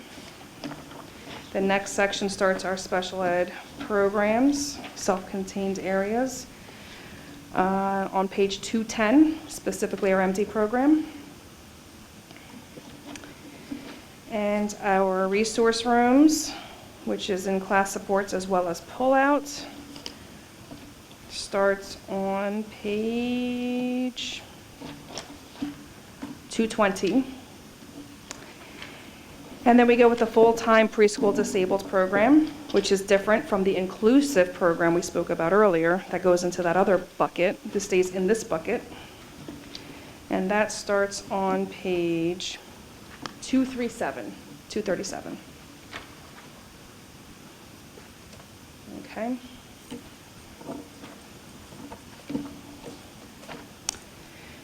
Basic skills, interventions, called a lot of things. Our heroes, really. Start on page 242. And goes right into bilingual services on 246.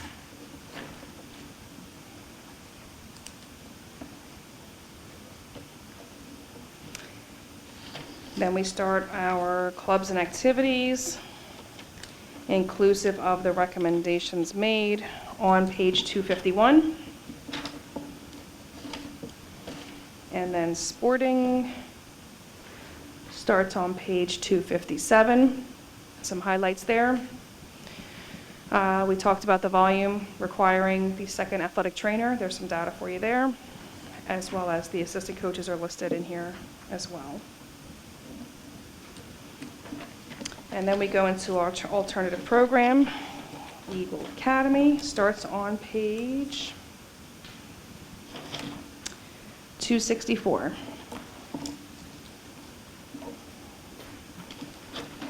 And Fund 12, which is the very last page, page 268, shows our EDA assessment, as Mr. Castellano said, did not go away, as well as the transfer to capital reserve for identified building improvements,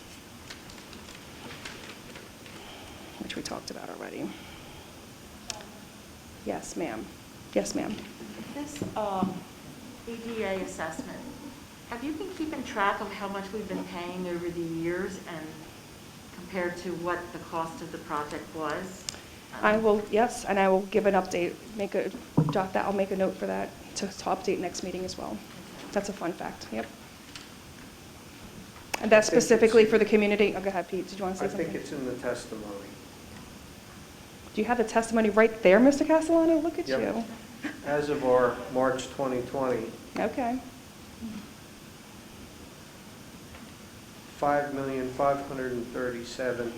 $5,537,595.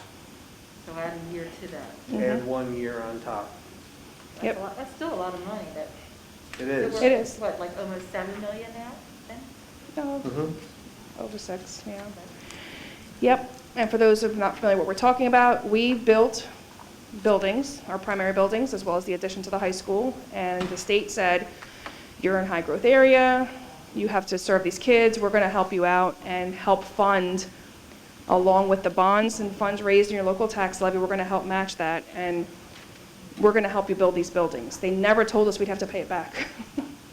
And we've been assessed, but not from the SDA, that doesn't exist anymore. Now it's the EDA, over $500,000 a year, ever since. Wasn't in the contract. Was not in their contract, Remember, we were able to get yes. that capped. They were going to raise it. It was going to Correct. go up. They were going to double it. But it's still, It's an annoyance, and it's not something that's right. It's $500,000 a year. No, Over the it's- years, over $6 million, almost $7 million. it's So, absolutely yeah. unjustifiable. Yep. Yes, Mrs. Sullivan? This is you know how long I've been working budgets with you, quite a few years. This is really a fantastic way that you put it together this year, because if I Thank you. want to look at what special ed is spending, I can go and see the employees, everything, right in the category they belong. Thank So I you. love the way you put this together this year. Thank you. I will say, again, we talked about this being draft 1.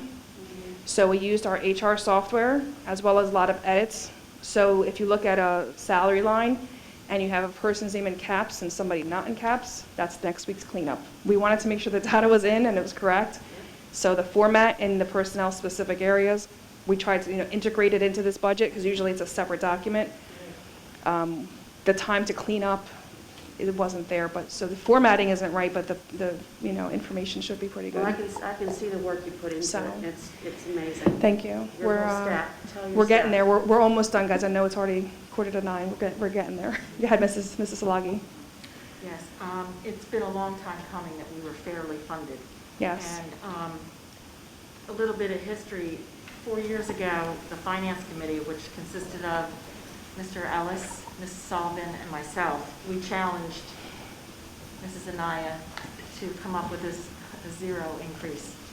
And because of the pandemic, it took her 4 years instead of 3. And I want to thank you for meeting that challenge. Now, I guess the question that I have is, I see some extra money, not extra money, but I see some big numbers. And is it possible to reduce the tax levy? I know you've met the one challenge, but could we go another step farther? So that committee was, at that time, Dr. Gruccio challenged the entire district, come up with a 3 to 5 year plan. So 3 to 5 was the range, so I think I'm okay. There was a lot of concern of what would happen this year if we didn't get additional funding, and we did have conversations about, there's only so much Chandra can do. It's really about what the state aid. If we continue to get funded with A2S2, projecting out, I felt this was the year we could go flat, which we can. Going into the future, we could actually, look at giving some relief. I can't speak for I am not speaking for anybody outside of my stance and my knowledge of the history here. We've not talked central administratively. This is our budget. We propose a balanced budget at 0. It is too important to not put money into capital. The influx of money that has come in this year 21 and next year 22 that helped offset our general costs are for one-time fixes. Can't be for things that are going to be recurring year after year. So capital was that perfect sweet spot to say, this is the opportunity we have right now. We identified $84 million worth of things that have to be done. What we don't want to happen is tax relief and then ask later for more. It's called banked cap. If I don't go to cap now, which happens this year, it goes into this fund the state recognizes called banked cap. I didn't use it, so I can bank it. What we really don't, and we have 3 years to use it. The goal is to hold it flat and never touch the banked cap. Because if we have a bad year, taxpayers pay now, pay later. We're trying to just keep it even keeled. That's the goal with this budget. I hope that answers your question. You said draft, and that's why I just It is. thought that I would throw it out there. Well, draft as far as its aesthetics, as far as we worked very hard to prepare a balanced budget, it has technology that's been demanded. It has capital improvements. It has interventions, curricular requirements to make us, move to the next level. I think we hit everything to meet our board goals, our district goals. I'm sorry, what was that? It's balanced, right, and it was balanced in every way, though, so that's, The reason that I asked is because of the loss that we talk about, Mm-hmm. and hearing that there might be some more funding out there for that. I kind of feel like we could expect some more money coming before September. That's the 4.2 million they made us aware of already. I don't know if there's going to be more than that. Last year, we got just shy of 3 million, so the 4.2, we were told we were going to get more, and we did. It's 4.2, not the 3. So I can't say we're not going to. I will stop the presentation and see if they want to say anything here. Because I'm not done yet, but we would definitely, it's a good moment to pause. Ms. Anaya? Yes.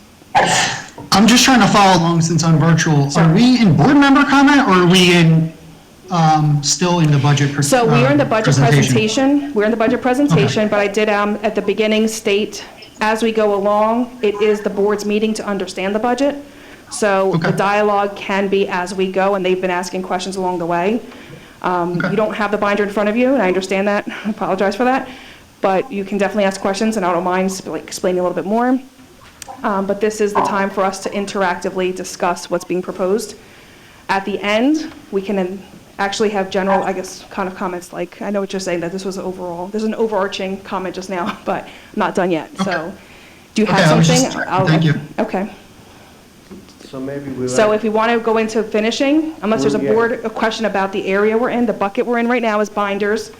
We just walked through the binder, but we're going to, if there's a question about that bucket, and then we can move on to the finish and then ask overarching. Does that make sense? Yeah. Unless, did you have something Yeah. specific to budget, to the binder rather? I'm sorry, Mrs. Alabarda. Mrs. Alabarda. I don't know if it's in that binder. Okay, you can ask, and then we'll see. I haven't quite had time to look through the whole thing yet. No, go ahead. No, as far as how it, orienting to what's where is really what it was. Sorry. Okay. Go ahead. It actually just popped in my mind when the curriculum materials were up. I didn't see anything about that social studies program. Maestro. Good question. So based off of where we are, and it was a tough decision, especially for a former social studies guru. It's definitely a valued resource, and I think we made a note even that we were, I think I had made Ms. Anaya promise that we wouldn't forget this for next year in our notes, but ultimately our focus right now is going to be on trying to make sure that we focus in on students that may have that learning delay like we talked about. And I don't want to provide an additional burden, let's say, in professional development, a new curriculum to our elementary staff during this time, and especially not knowing and not being able to recognize what September is necessarily even going to look like. So I think we made that decision. It was a tough one, but it's something that we are definitely going to circle back to. And the good news is that we were ahead of the game with that because the standards for social studies we have until 22 to have in place. So. And if you want to highlight, Mr. Santilli, the fact that you are actually doing the curriculum, maybe you already said on drinking water, that you are doing the work to prepare for it this year, though. Yeah, absolutely. Yeah, we're still moving forward with the curriculum already. Okay. Let me go back to my present mode and finish this bad boy up. All right. Okay, so we were talking about the deposit for capital projects, reminding you of that image.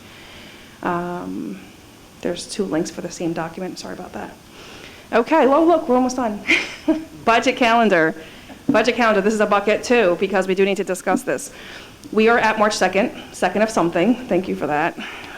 Board presentation for the balanced budget with binders. Mission accomplished. Work session and budget discussion next week. Can't wait. Basically, what happens for those who don't recall, you will have a new set to put into, bring your binders back next week because you're going to have a new set to put right in the front of what you have now as the budget keeps evolving. The cleanup and language and things like that. 2 weeks from now, we will be doing a vote on the budget to send to the county office. As a reminder, that is specifically, you're voting on my budget will be this dollar amount and my local levy will be this dollar amount. You're voting on a total. We can still work with the guts, move things around to meet goals as needed, but the total has to be sent to the county after that meeting, and for the budget total and the levy total. In between that meeting and the budget hearing, which is April 27th, well, not that late because that's the hearing, we can move things around if as needed, or just accept the budget as a balanced budget. Once the county office goes through and does their thing, I may come back and say, hey, they made this recommendation, and also on your end, you may have recommendations, interactive process. Once it's at the county, the question is, I think Mr. Castellano, just speaking about the budget calendar looking forward, I don't know if I'm going to need the 23rd. It really depends on how we do the next few weeks. We came in balanced, which usually we come in over, and we have this interactive process of the board prioritization. But I think we can entertain that maybe later on when we go to board discussion, but I wanted to just put that out there. Okay, yeah, we'll talk about that a Okay. little later tonight. And work session, ongoing discussion, and then the regular meeting for the budget hearing. That was supposed to be somewhere else. I will move that up. That's a recap of all the grants and the amounts and what they went towards. So I will slide that up into that bucket of Fund 20. Thank you for the board for 2 hours of entertainment. My entertainment, you're welcome. The business office staff that I slaved so hard this past week. I really appreciate, they didn't eat dinner tonight, I'm just saying. My assistant Amy and Jamie did not eat, none of us ate today, but we're gonna be okay. Central administration, you guys, what bucket does it go in, right? Building principals and supervisors and putting the work in to actually enter all the fun stuff that you put into the budget and working with us when it came to all the questions. Really appreciate that. Program directors, you guys do it every day, all day. And our community has been so patient with our budgets. Looks very positive going forward for our community. We can finally, have a great presentation today, hopefully. Okay? Excellent. I Son? think I'm going to put the board members back up Yep. and take a seat, and we can entertain Yep. further conversation. Is that okay? I'm gonna see if there's board member questions or comments Before I on the said yes, budget true. before we go to That's public true. comment. And I'm just gonna start it off just by thanking you, Chandra, and Jamie, and the entire administration for doing such excellent work on this. And with the turnaround time that you had, after all the effort we had to go into road back and road forward, we had to immediately pivot, get our state numbers came in, and immediately turn around and put all this out. So I know you guys. And it's a have lot. worked It was $20 million of really, new really funding, hard. and I hope you guys understood the buckets. Yep. That hopefully that really, yeah. Thank you, So I Mr. just Pat. want to thank you guys Thank you. for a lot of hard work. Yep. It's very much appreciated. And with that, we'll go to board member questions or comments on budget. I see Mrs. Byrd first, Mrs. Sullivan next. Thank you. I just wanted to say, very, very, very good job. Thank you. You explained things very well and slower than normal, so I tried to slow it down tonight. Yeah, that was a very, very good job, and the goals of the district are definitely represented in our budget. We were So hoping it resonated well very done. clear, so that's good I to think hear. Very it- good. Yeah. I think the fact that in a year of COVID, being able to open full-day kindergarten, preschool,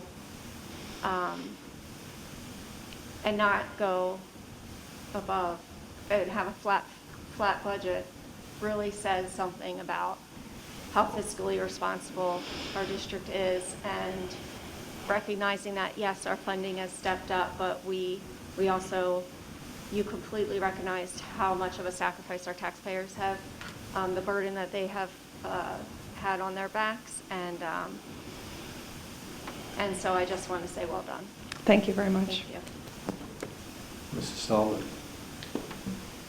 Again, I'm going to copy off of Ms. Byrd, but one other aspect is this is one of the first times in quite a while that I have seen every sector of the school district has a 3 to 5 year plan. That's correct. Before we used to just plug money in wherever we could, where they said they needed money, but now they've all, like with our HVAC, the rotation of that, and just every single aspect has really put in a plan for the next 3 to 5 years, and that's remarkable. Thank you, Dr. Gruccio, for leading that charge. She came in and she's like, I need to wrap my head around it. What are you trying to do? What do you want to do? Give me your vision. The entire district, didn't matter what department you worked in. Yeah. It was, very good. Very good. Mrs. Gilbert Ford is next. So I just wanted to say that for the many nights that Ms. Naya sat through all of our talk about education, student achievement, curriculum, and we were so excited about it, and you're like, okay, just tell me where to put the money. So the 2 hours that we put in is nothing compared to how many hours you sat through us talking about different things, and that you probably were like, what are they talking about? But I just want to say that I did enjoy the presentation, and you made it plain with the buckets. And I think that you kind of put the reality, even to the stakeholders and even to, I'm sure, board members as well, is that a school district, yes, it's children, yes, it's fun, it's learning and everything, but a school is also a business. And you can't, can't be anywhere for free. And to manage the money and to make sure that we have everything that we need, I think is an amazing thing, and you do a great job. Thank you. I'm a little Overwhelmed a little bit? It's a little lot? sad, but no, Oh, okay. I'm just sad about the social studies. Okay. I'm not It's gonna- coming. It's not that it's I'm not not gonna tell the happening. story. It's coming. We're going to do it with fidelity, that's all. I'm sad Slow about my down. social studies, because I think the children need to learn how to be good citizens and Yes. work together. But I guess I was going to ask not so much to ask the question, I guess some of the things that stood out to me, the questions or comments, kind of the security vestibules. Mhm. And we talked about having the security officers. Some schools have secretaries, some have security officers. Is the plan to have a security officer man each? Correct, and they do the check-ins. Nobody's in our buildings now due to COVID, and it was a good time, not a good time, but when the vestibules were completed last spring, summer, fall, whenever they actually officially got done, we weren't open, so it's not, wasn't as detrimental, but the conversations had with some secretaries are bumped up, if you will, to a window versus, like, if you go here, the secretaries are sitting back and there's a chair there. So security rotates through, but to actually have somebody designated as you're going to do the lobby guard, check on people when they come in, that sort of thing, have a more secure process. Versus and the secretaries are needed by the principals need them. Absolutely, You know, and I was going so. to just say that I think that's a great plan to have, make sure we have the security vestibules and then have armed guard or unarmed, but have Unarmed, security yeah. right there Yeah. to be the front line for that Correct. building versus a secretary. Yep, we're I trying. think that's great. Again, safety, security, we're trying to hit, that's one thing this budget really, I guess, really just tried to hit No, I think that's great. all That was aspects. Yeah. something I thought that stuck out to me. Thank you. And also, the STEM bus on wheels. Yes. I can't wait to see That's that. exciting. I could definitely see that So, happen. I think yeah. I think that's a great idea. It's just resources needed to load up the bus because the bus exists, the shell Yes. of the bus. We just have to, And I'm just going to Make it. suggest that, once we get it rolling, we have it going to our schools, Yeah. then we can charge, not charge, excuse me, let me take that back. We could lend our resources to other districts, we have Yep, miscellaneous revenue. yeah, there you go. I was going to say, that's what I was thinking about the STEM bus, and I like the way that Mr. Santilli put learning delay versus a learning loss for the children. And I will say this, my one concern that I've always had is the student achievement gap, pre-pandemic and post, because I believe that there's been one before we had a pandemic. Mhm. And I think that being in the pandemic has just highlighted it even more. And and I know the district is moving toward that and working toward putting, different programs and allocating funds for that. But I just want to make sure that we keep that at the forefront of what we're doing is student achievement and to close that achievement gap, because I feel like a lot of our students were struggling prior to the pandemic, during, and then will struggle afterwards. And I will say this, what Mrs. Bird mentioned about our ELA portion, I do believe that, reading is the basis of everything. It's in our social studies programs, it's in our math, science, and if the children don't have a strong reading background, they're going to struggle. And, there are a lot of students who are not on grade level. And I just want to make sure that we just keep student achievement at the forefront. Of course, I know we do embrace, engage, and educate, but we had work to do before the pandemic, but now we even have more. So that's just have to say that because that's what stuck out to me in the budget, to make sure that we put our resources into that. Thank you. Other board members? I see Ms. Alabarda and then Mr. Price.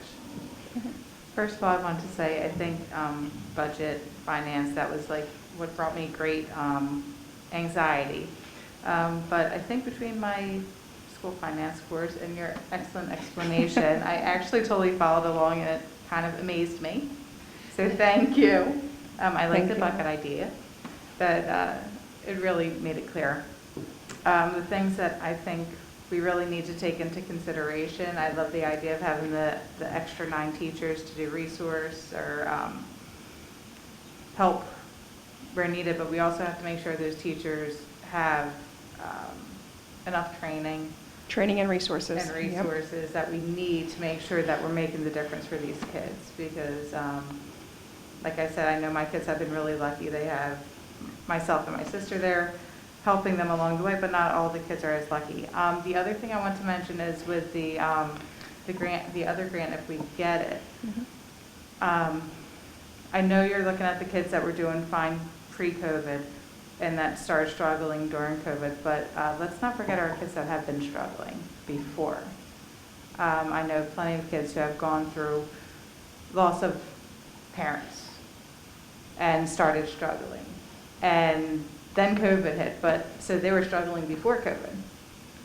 Okay, and it's not one child, it's many children. And a lot of kids have been displaced, and that could have been before COVID. So I think we need to kind of, I understand the idea, but I think we need to maybe make it a little bit broader, because there's a lot of kids that need that social emotional help. And we know that without having, if they don't feel like they belong here, if they don't feel like they're part of EHT, if they don't feel like there's a purpose for school, they're not going to learn, period, ever.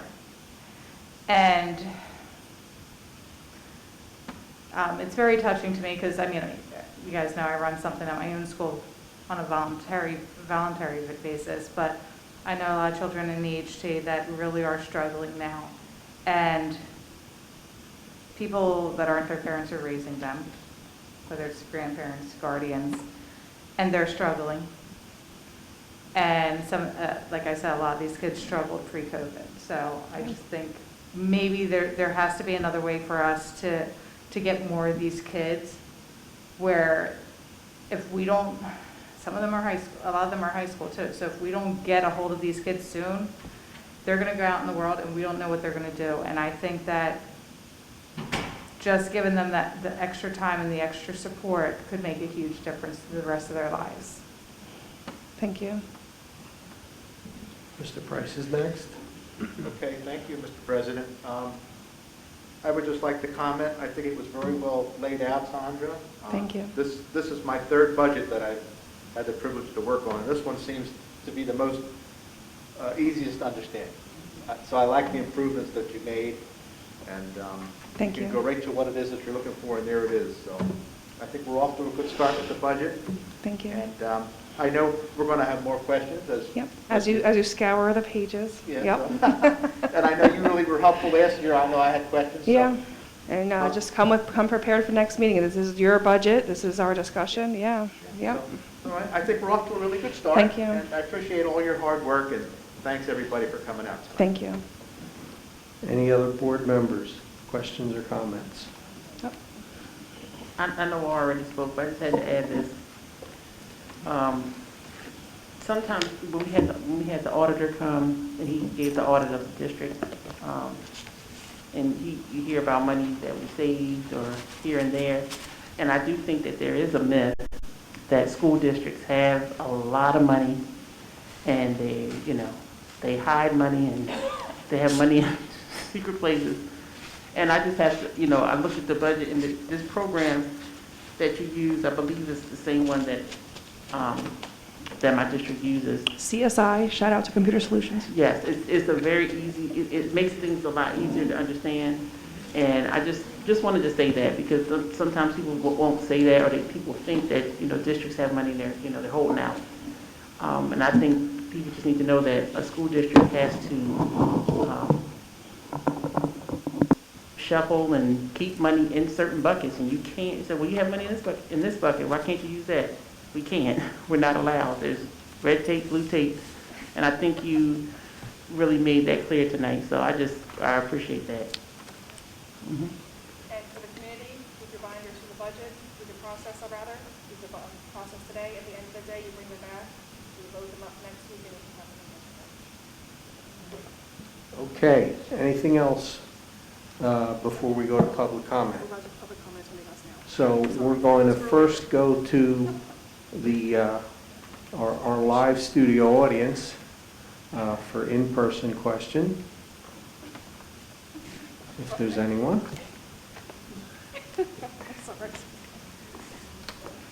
Hello, Kathy Watson. I have to say, as a Let's see if that microphone is on for you, Kath. Hello? Is that better? Yes. Okay. As a reading remedial teacher, I am ecstatic that you're adding 9 teachers. I have taught remedial for many years, and we have never hired teachers. One of my pet peeves was telling my supervisor every year, we need more, and just never getting them. So that's very exciting for me. As I overlook the budget, I too feel that we've hit all the areas that we need to hit. Of course, we can't do everything in one year, but at least we are moving along and trying to address the concerns. I do look forward to the program about the delayed student. I agree with Mr. Santilli that is delayed, not lost. Nothing's lost. That can't be gained. And I think that with our staff and with the resources, we will be able to do a really good job with the children. And I really do positively think that once we are back after this pandemic and we're back full force, that we will see improvement in children. They just need to be back in our schools, and we all need to be functioning on a regular basis. So I thank you. I thank Ms. Anaya for all her work and her team, and look forward to the process. Thank you, Mrs. Wazen. Anyone else?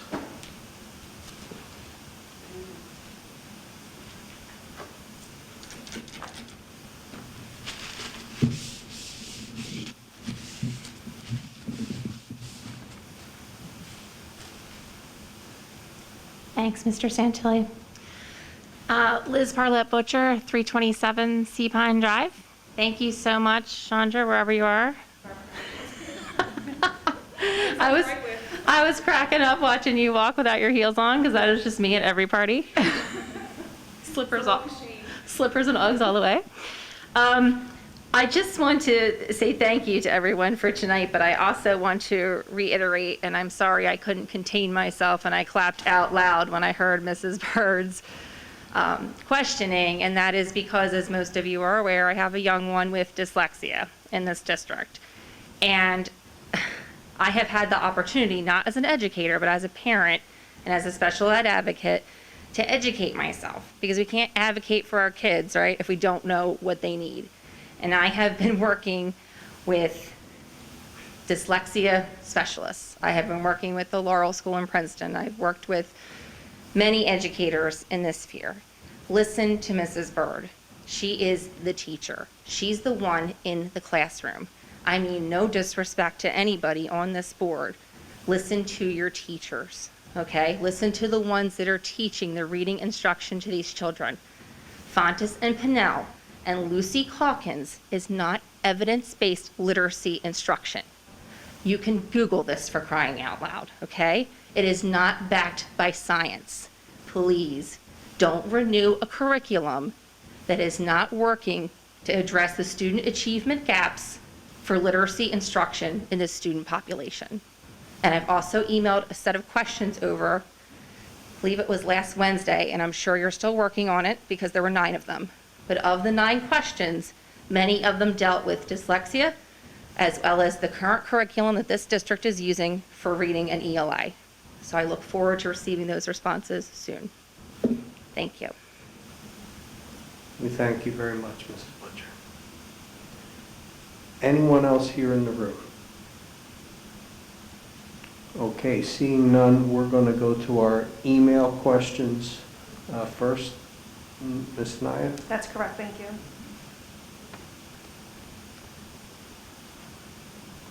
So, this is unprecedented.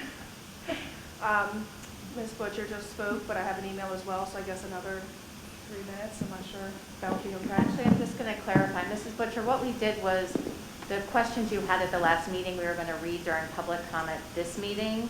We don't have all the information yet, as you indicated, so would you like us to read them into the record, or are you sufficient knowing that we have them and we're going to respond? It's fine. You can respond when you get a chance. You don't have to read them out loud. Okay. No problem. So I will go to our second emailed question or statement, public comment. Let me get it queued up 1 second and get the timer started as well. I'll start. Okay, Andrea Pugliese, 28 Shoreline Road, Egg Harbor Township, parent of a sophomore in Egg Harbor Township High School and second grader in Sladeville Elementary. Second time sending this letter. For clarification, the first one came on a Friday before, and this was sent on a Monday. Still, public comment is today, Tuesday, so it was sent twice, but I'm reading what was said, sorry. I want to start off saying thank you for proposing a plan to getting our kids back to school in March. I really hope this plan stays in place and doesn't change for the worse. With that, I have a few questions I hope you can answer. 1, why can't the students go 5 days instead of 4? What does the 1 day at home virtually do for students and staff? Are we having professional cleaning crew come in on Mondays and clean all the schools in EHT? Why is Monday chosen as our virtual day? Are the schools professionally cleaned on virtual day? Number 2, Dr. Gruccio stated last night the reason we were in half days is due to lunch meals issues. She also stated because one school we can't move forward with lunches. However, all grades K-5 have lunch in the cafeteria. Middle school and the high school have grab and go, which the lunch staff is still making in the cafeteria, so why can't K-5 stay full-time? It's an extra hour and a half. To me, the students and staff aren't on a half-day schedule, when, for example, the high school is done at 12:30, but if we were on a regular day, that would be done at 2. Also, on these half-days, with quotes, many students come home after being in person or after virtual day and log back on for small group instruction. 3, when the students return to school, can we try to make it like normal? I see other schools in New Jersey, such as St. Joe's, Atlantic Christian, ACIT, and others doing fun activities with kids whenever it's inside or outside. If we all wear our masks properly standing next to one another, not staying on top of each other, shouldn't cause for any concern. Everyone who decides to send their kids back to in-person already weighed the pros and the cons. The kids need fun in school and need learning to be fun again. 4, when the survey is complete, will the responses/percentages be posted for the public to see like other school districts allow? Will there be another survey except the one we chose, virtual versus in-person choice? I thought there was going to be a survey with who needed transportation. 5, I will also want to state I applaud my second grader's teacher, and how great of a job she is doing. My high schooler also has several great teachers. Is he learning anything? Probably not. But he is passing, and it's because my husband and I are on top of him 24/7. His attendance isn't the best because some teachers mark him absent when his camera is off. I know the rules, but if we're in school and he didn't participate or just sat in silence, he wouldn't be marked absent, just lose points for participation. Can we help out with attendance? I don't want this affecting my child in the future. 6. There is 6, 7, 8, 9, so. I think we're out of time. What I'm going to suggest is, I think a lot of that has been covered, and perhaps we can, because it's just so lengthy, let's respond to what we can via email, Dr. Gruccio. Yeah. I think a lot is recapped. I'll take your direction on that. Thank you. If that's Thank okay. you. And I just want to state for the public at home, public comment email is closed at 4 p.m. on Monday to be read at the Tuesday meeting. If it's after 4 p.m. Monday or after the Tuesday, will be read at the following week. It is a general email. There's no corresponding back and forth. I did respond to this particular parent because she felt it wasn't being heard or responded to. So I did acknowledge to say, I received your email. It'll be read a public comment. We usually don't go back and forth, so she was appreciative of that. But just for the people at home to know, it will be addressed the following meeting, not necessarily emailed directly back and forth. It's public comment is public comment. Thank you. Do we have anything else via email? That will be it. That will be all, Mr. Castellano. Okay, and so we'll address that via email the best we can, and we'll go to the phones.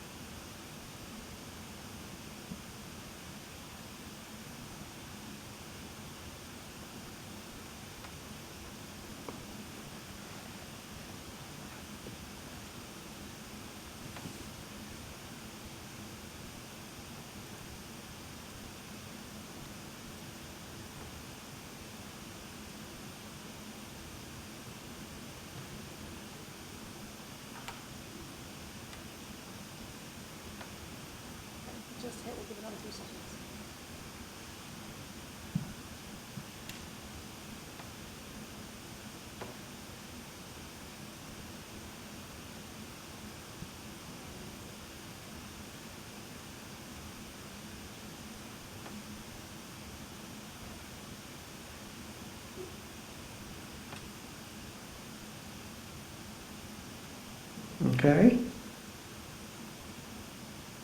We're all set?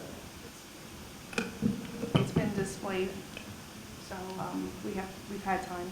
Okay. Usually as soon as it's displayed, we hit, so I think it's safe to say we're closed. All right, so let me make a few suggestions then as we wrap up. So first, I'll see if there is any further board member comment, and then we'll have a couple of housekeeping items. Mrs. Bird. Thank first. you. I wanted to clarify some of my comments before about the literacy programs that we have in the district. If you can please use your microphone, I can't hear you from here. It's on, it's on. Closer, that's all, sorry. Okay. I said I wanted to clarify some of the comments I made regarding our literacy programs. I know that Lucy Calkins and Pontus Spinell are programs that have been in use for a very long time, and the district are utilizing these resources because everyone has the same goal: literacy-rich environment and extending the reading capabilities of our students. So the intentions are awesome. As a professional, I'm always trying to hone my craft. So my research for reading was secondary to my board, being on the board. I did it for my own personal growth as an educator. Once I began researching Readers and Writers Workshop and Pontus and Spinell and other programs, what I saw I can't unsee. So yes, we did have multiple meetings about the programs, and I voiced my concerns then, and I felt much better after the meetings. However, my research continues because I'm advancing my own practices. So the programs we use, Lucy Calkins, Pontus and Spinell, there is research behind them, but the research is published by companies that are funded by Heinemann. It's all interconnected. So the studies that I've read, and I've scoured because I know there has to be, I'm missing something because so many schools use these programs. But I haven't been able to find it. And the schools that these programs have worked for are schools that don't have the same demographics that we have here. So I have a ton of stuff right here, and I will make a copy for each board member to read through it. And if you don't see what I see in this research, I'm okay being wrong. But I can't not advocate for our K-3 students who are not getting the foundation they need with the programs that we have. And it's not because of effort, it's not because teachers aren't doing their best, but the programs are not laid out to match how kids learn to read. You don't sit in a library and learn to read because there's books around you. You learn to read because it's a scientific process that's followed. And it's proven in science and studies across the world. Our programs don't follow that. And with everything that we've gone through in the last year, if not now, when? If we don't intervene in a way that doesn't just teach the top tier kids how to read, because they're going to learn how to read no matter what, but all the other kids, we need a program that reaches everyone, not just those kids who are going to pick it up no matter. And I am very, very concerned, and I don't know how else to say it, and I'm not trying to throw anyone under the bus, or it's not a lack of effort. It's not a lack of effort, and it's not a lack of desire to have a literacy-rich community. But what we're doing, based on any of the numbers I've seen, I'm not so sure about these programs for this school district.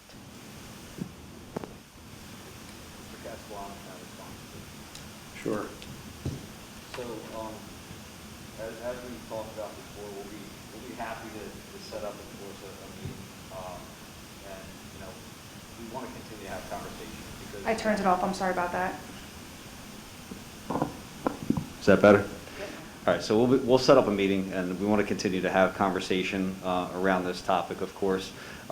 You know, we're always open to looking at research. I think, you know, for somebody that researches, and we have this conversation all the time, you're deep in research. I'd also argue that I'm deep in research, too, with being a connected educator and seeing all kinds of different things that are working or not working, you know, not just here in New Jersey or in this county, but throughout the country. You know, there's some things, you know, that you mentioned, and Lucy Calkins being one. This is not Lucy Calkins. Lucy Calkins is Columbia. You know, Heinemann. I understand, but but that's what I mean. Research, you know, we have to kind of compare apples and apples. And, you know, there are things like LLI that are in What Works Clearinghouse and different, you know, areas of research there as well. So I wanted to collaborate is what I'm getting at. I don't want this to become where you have research, we have research, and we want to collaborate and have conversation, and you know, we're open to that. You know, so we'll set that up and we'll make that happen, okay? I greatly appreciate that, and it is not about me or my research. It is just about, once you have something in front of you, you know, if I don't bring it up now, when?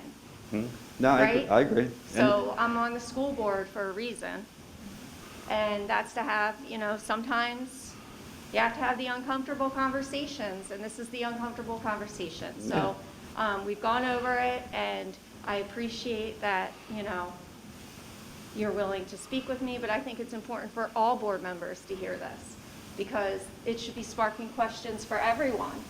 If I'm up here, you know, continually bringing this up tonight, and I can't even speak about it eloquently because that's how passionate I feel about it, there's a reason for that. And I'm not downing anyone's knowledge in any way. It's just, I didn't do this just to say, okay, right? So once I have something in my head, I have to bring it up. It's just who I am, and that's why I do this. So, so I guess we'll continue the dialogue. Yeah, I mean, you know, the previous dialogue we had, I think you were in a place and you continued to obviously do some more research, and so that's why we want to take a look at what you have to offer. You know, we're in EHT, and it's been my philosophy as an educator for 20 years now. I'm also a firm believer in you know, I've had programs, and I've had very successful programs, whether literacy-based or not. But I can tell you this, program or no program, it all comes down to the people. It comes down to the person in the classroom and investing our efforts and energy into effective professional development with fidelity, hence why we talked a little bit. I'm glad you asked about young citizens. I just don't think it could be done with fidelity, you know, prime example. And that's what we really want to try to embrace. So, but we'll be I just want to clarify, I am not talking about any particular program. I'm talking about the science behind reading instruction. So not a program, not a publisher, not anything. I'm talking about how our brains work to learn how to read and how teachers tailor their instruction to meet that reading process. That's what I'm talking about, just to clarify. Yeah. But thank you. That's fair. I see Mr. Ireland next. Well, good evening, everyone. So thank you to Ms. Anaya and the team for the budget presentation. I appreciate that. This is my very first budget that I'm participating in, so I definitely will have many more questions with you offline, Ms. Anaya. So a couple follow-ups I have. So Dr. Gruccio, I think it was mentioned in an email, but will the survey that was sent out, which was just sent out last week, and I know your staff is calling everybody as well for follow-ups, is that going to be publicized? And then my second one is, because I ask it every single week, what about middle school sports? Is there an update on middle school sports? And that is it. Patrick, can you please repeat the first question? Was it, you wanted the survey data? Yes. Yes, Dr. Gruccio. I just wanted to, I think it was mentioned in an email, and it said that we're going to respond back to that email. I just wanted to see if it will be publicized on our district website, at least the results that come out in the next couple of weeks, because you guys are calling everybody back. Yes, absolutely. We're working on that data each and every day, all hands on deck, because we did not get a good response to the survey. Sunday night, we lacked 3,000 responses.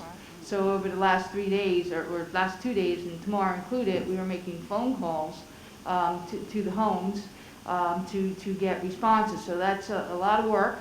And before we can even move forward with the plan, we have to get those numbers, get that data. So yes, to answer your question, in the end, we will be sharing that data. Middle school sports, we're getting closer, getting closer. We support the idea that we want kids outside, we want them involved, we want them running around. It's part of being healthy and fit, not only physically, but mentally and socially. We just don't have many teams to play. So we're trying to work out something that we can do internally. We have to check out some NJSIA rules regarding high school, like, maybe we could do some clinics, something like that. But we are getting closer. So as soon as we get an answer, hopefully in my Sunday report, I can at least let the board know where we are with that. We are working with our athletic director, we're working with other schools, and to see what we could piece together. Okay? Thank you so much for answering those questions. I appreciate it. Any other board members? Anything else? Yes, Mr. President, Lou Delabarca. Go ahead, Lou. Give me a second. I'm going to try to get some of my thoughts together. I was very impressed with this evening's budget presentation. Having been on the board now for over 10 years, it was probably the best presentation I've observed. And I really want to thank Chandra and her team for putting that together.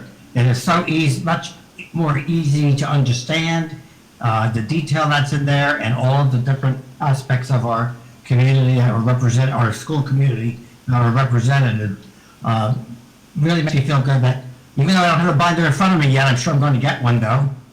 I know what it's like to go through some of those binders in the past, and many people right after that meeting just put the binder aside and never looked at it again. I think this particular binder will be able to use and do the kind of work that we need to do, come up with the questions, and make the right decisions for our district. So I'm very proud of the district and what our administrative team did tonight in presenting the budget. Regarding reading, let me see where I can go on that one. As a teacher of reading in 6th grade, 4th grade, 3rd grade, and 2nd grade in the past, and also as a principal in the district for over 30 years, who was on several committees where we did the kind of research to try to find the appropriate program for the kids. And I think we missed our mark a few times, but we tried. What we always did was include the teachers in the selection process. So when we have this discussion, and when we do our collaboration, we definitely need to include our members of our teaching staff. And because I think they have a great deal of knowledge that they can share with all of us.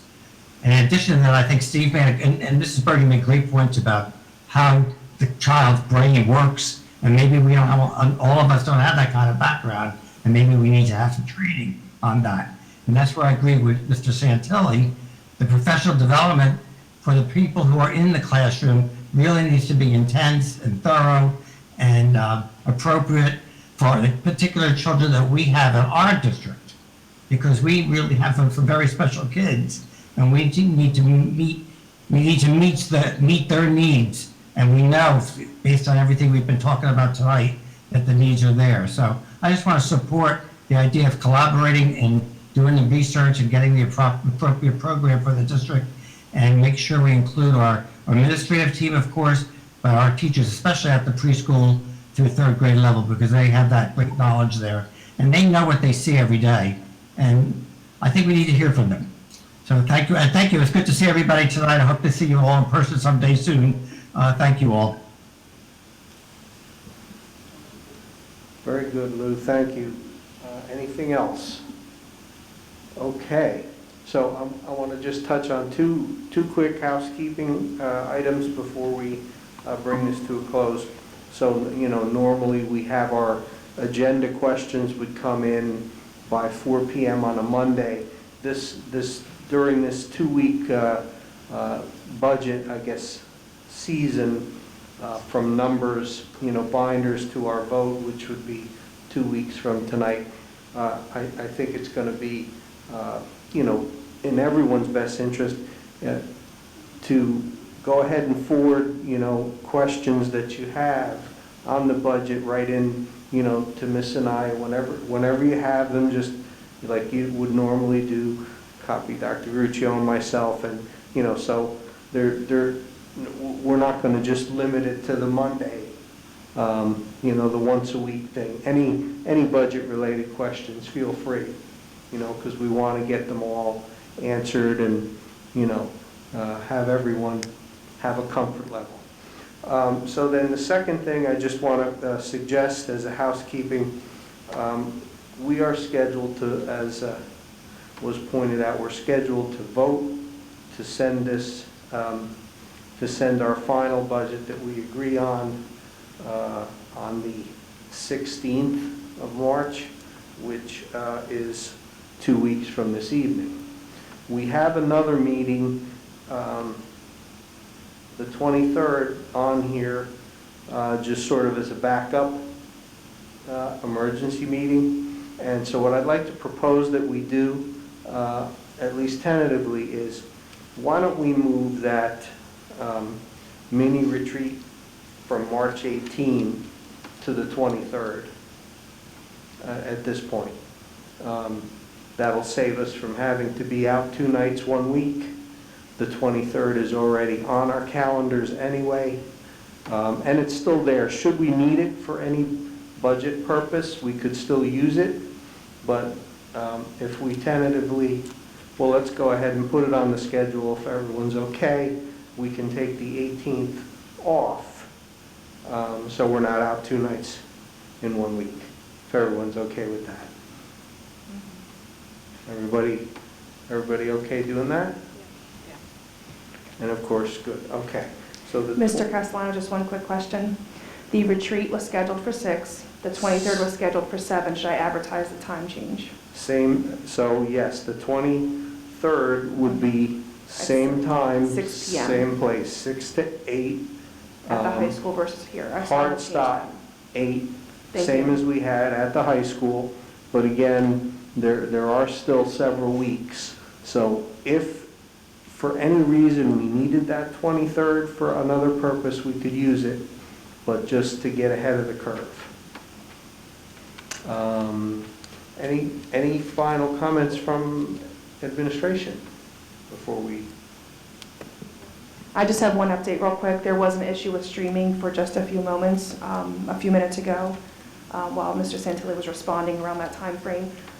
This is being recorded, so anybody at home who missed it, you can then go back and watch the live or the replay for the moments that were missed. It was still recording actively, just not streaming. The streaming was interrupted for a few minutes there.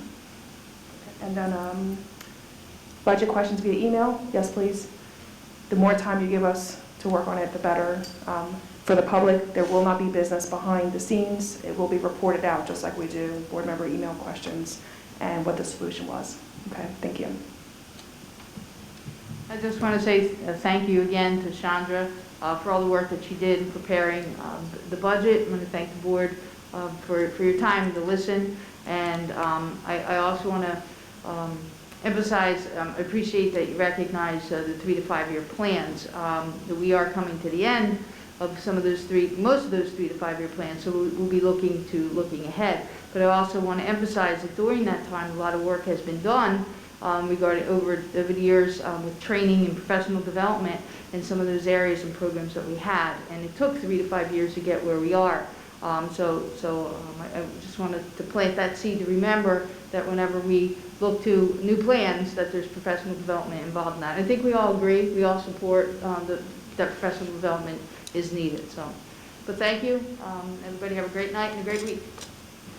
Okay, so we're going to, before I ask for that motion again, I'm just going to thank our whole administration for doing a great job, because remember, folks, they are multitasking big time right now. They are You heard the survey questions, right?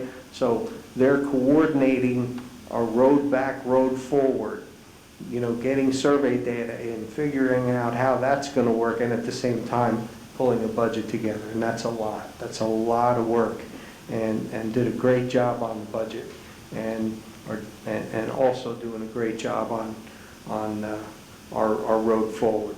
So thanks again. Thank you, board members, for a good meeting, and I'll ask for a motion to adjourn. Motion and second. Hands up, we're unanimous. Thank you all, and we will see you next Tuesday for our March work meeting.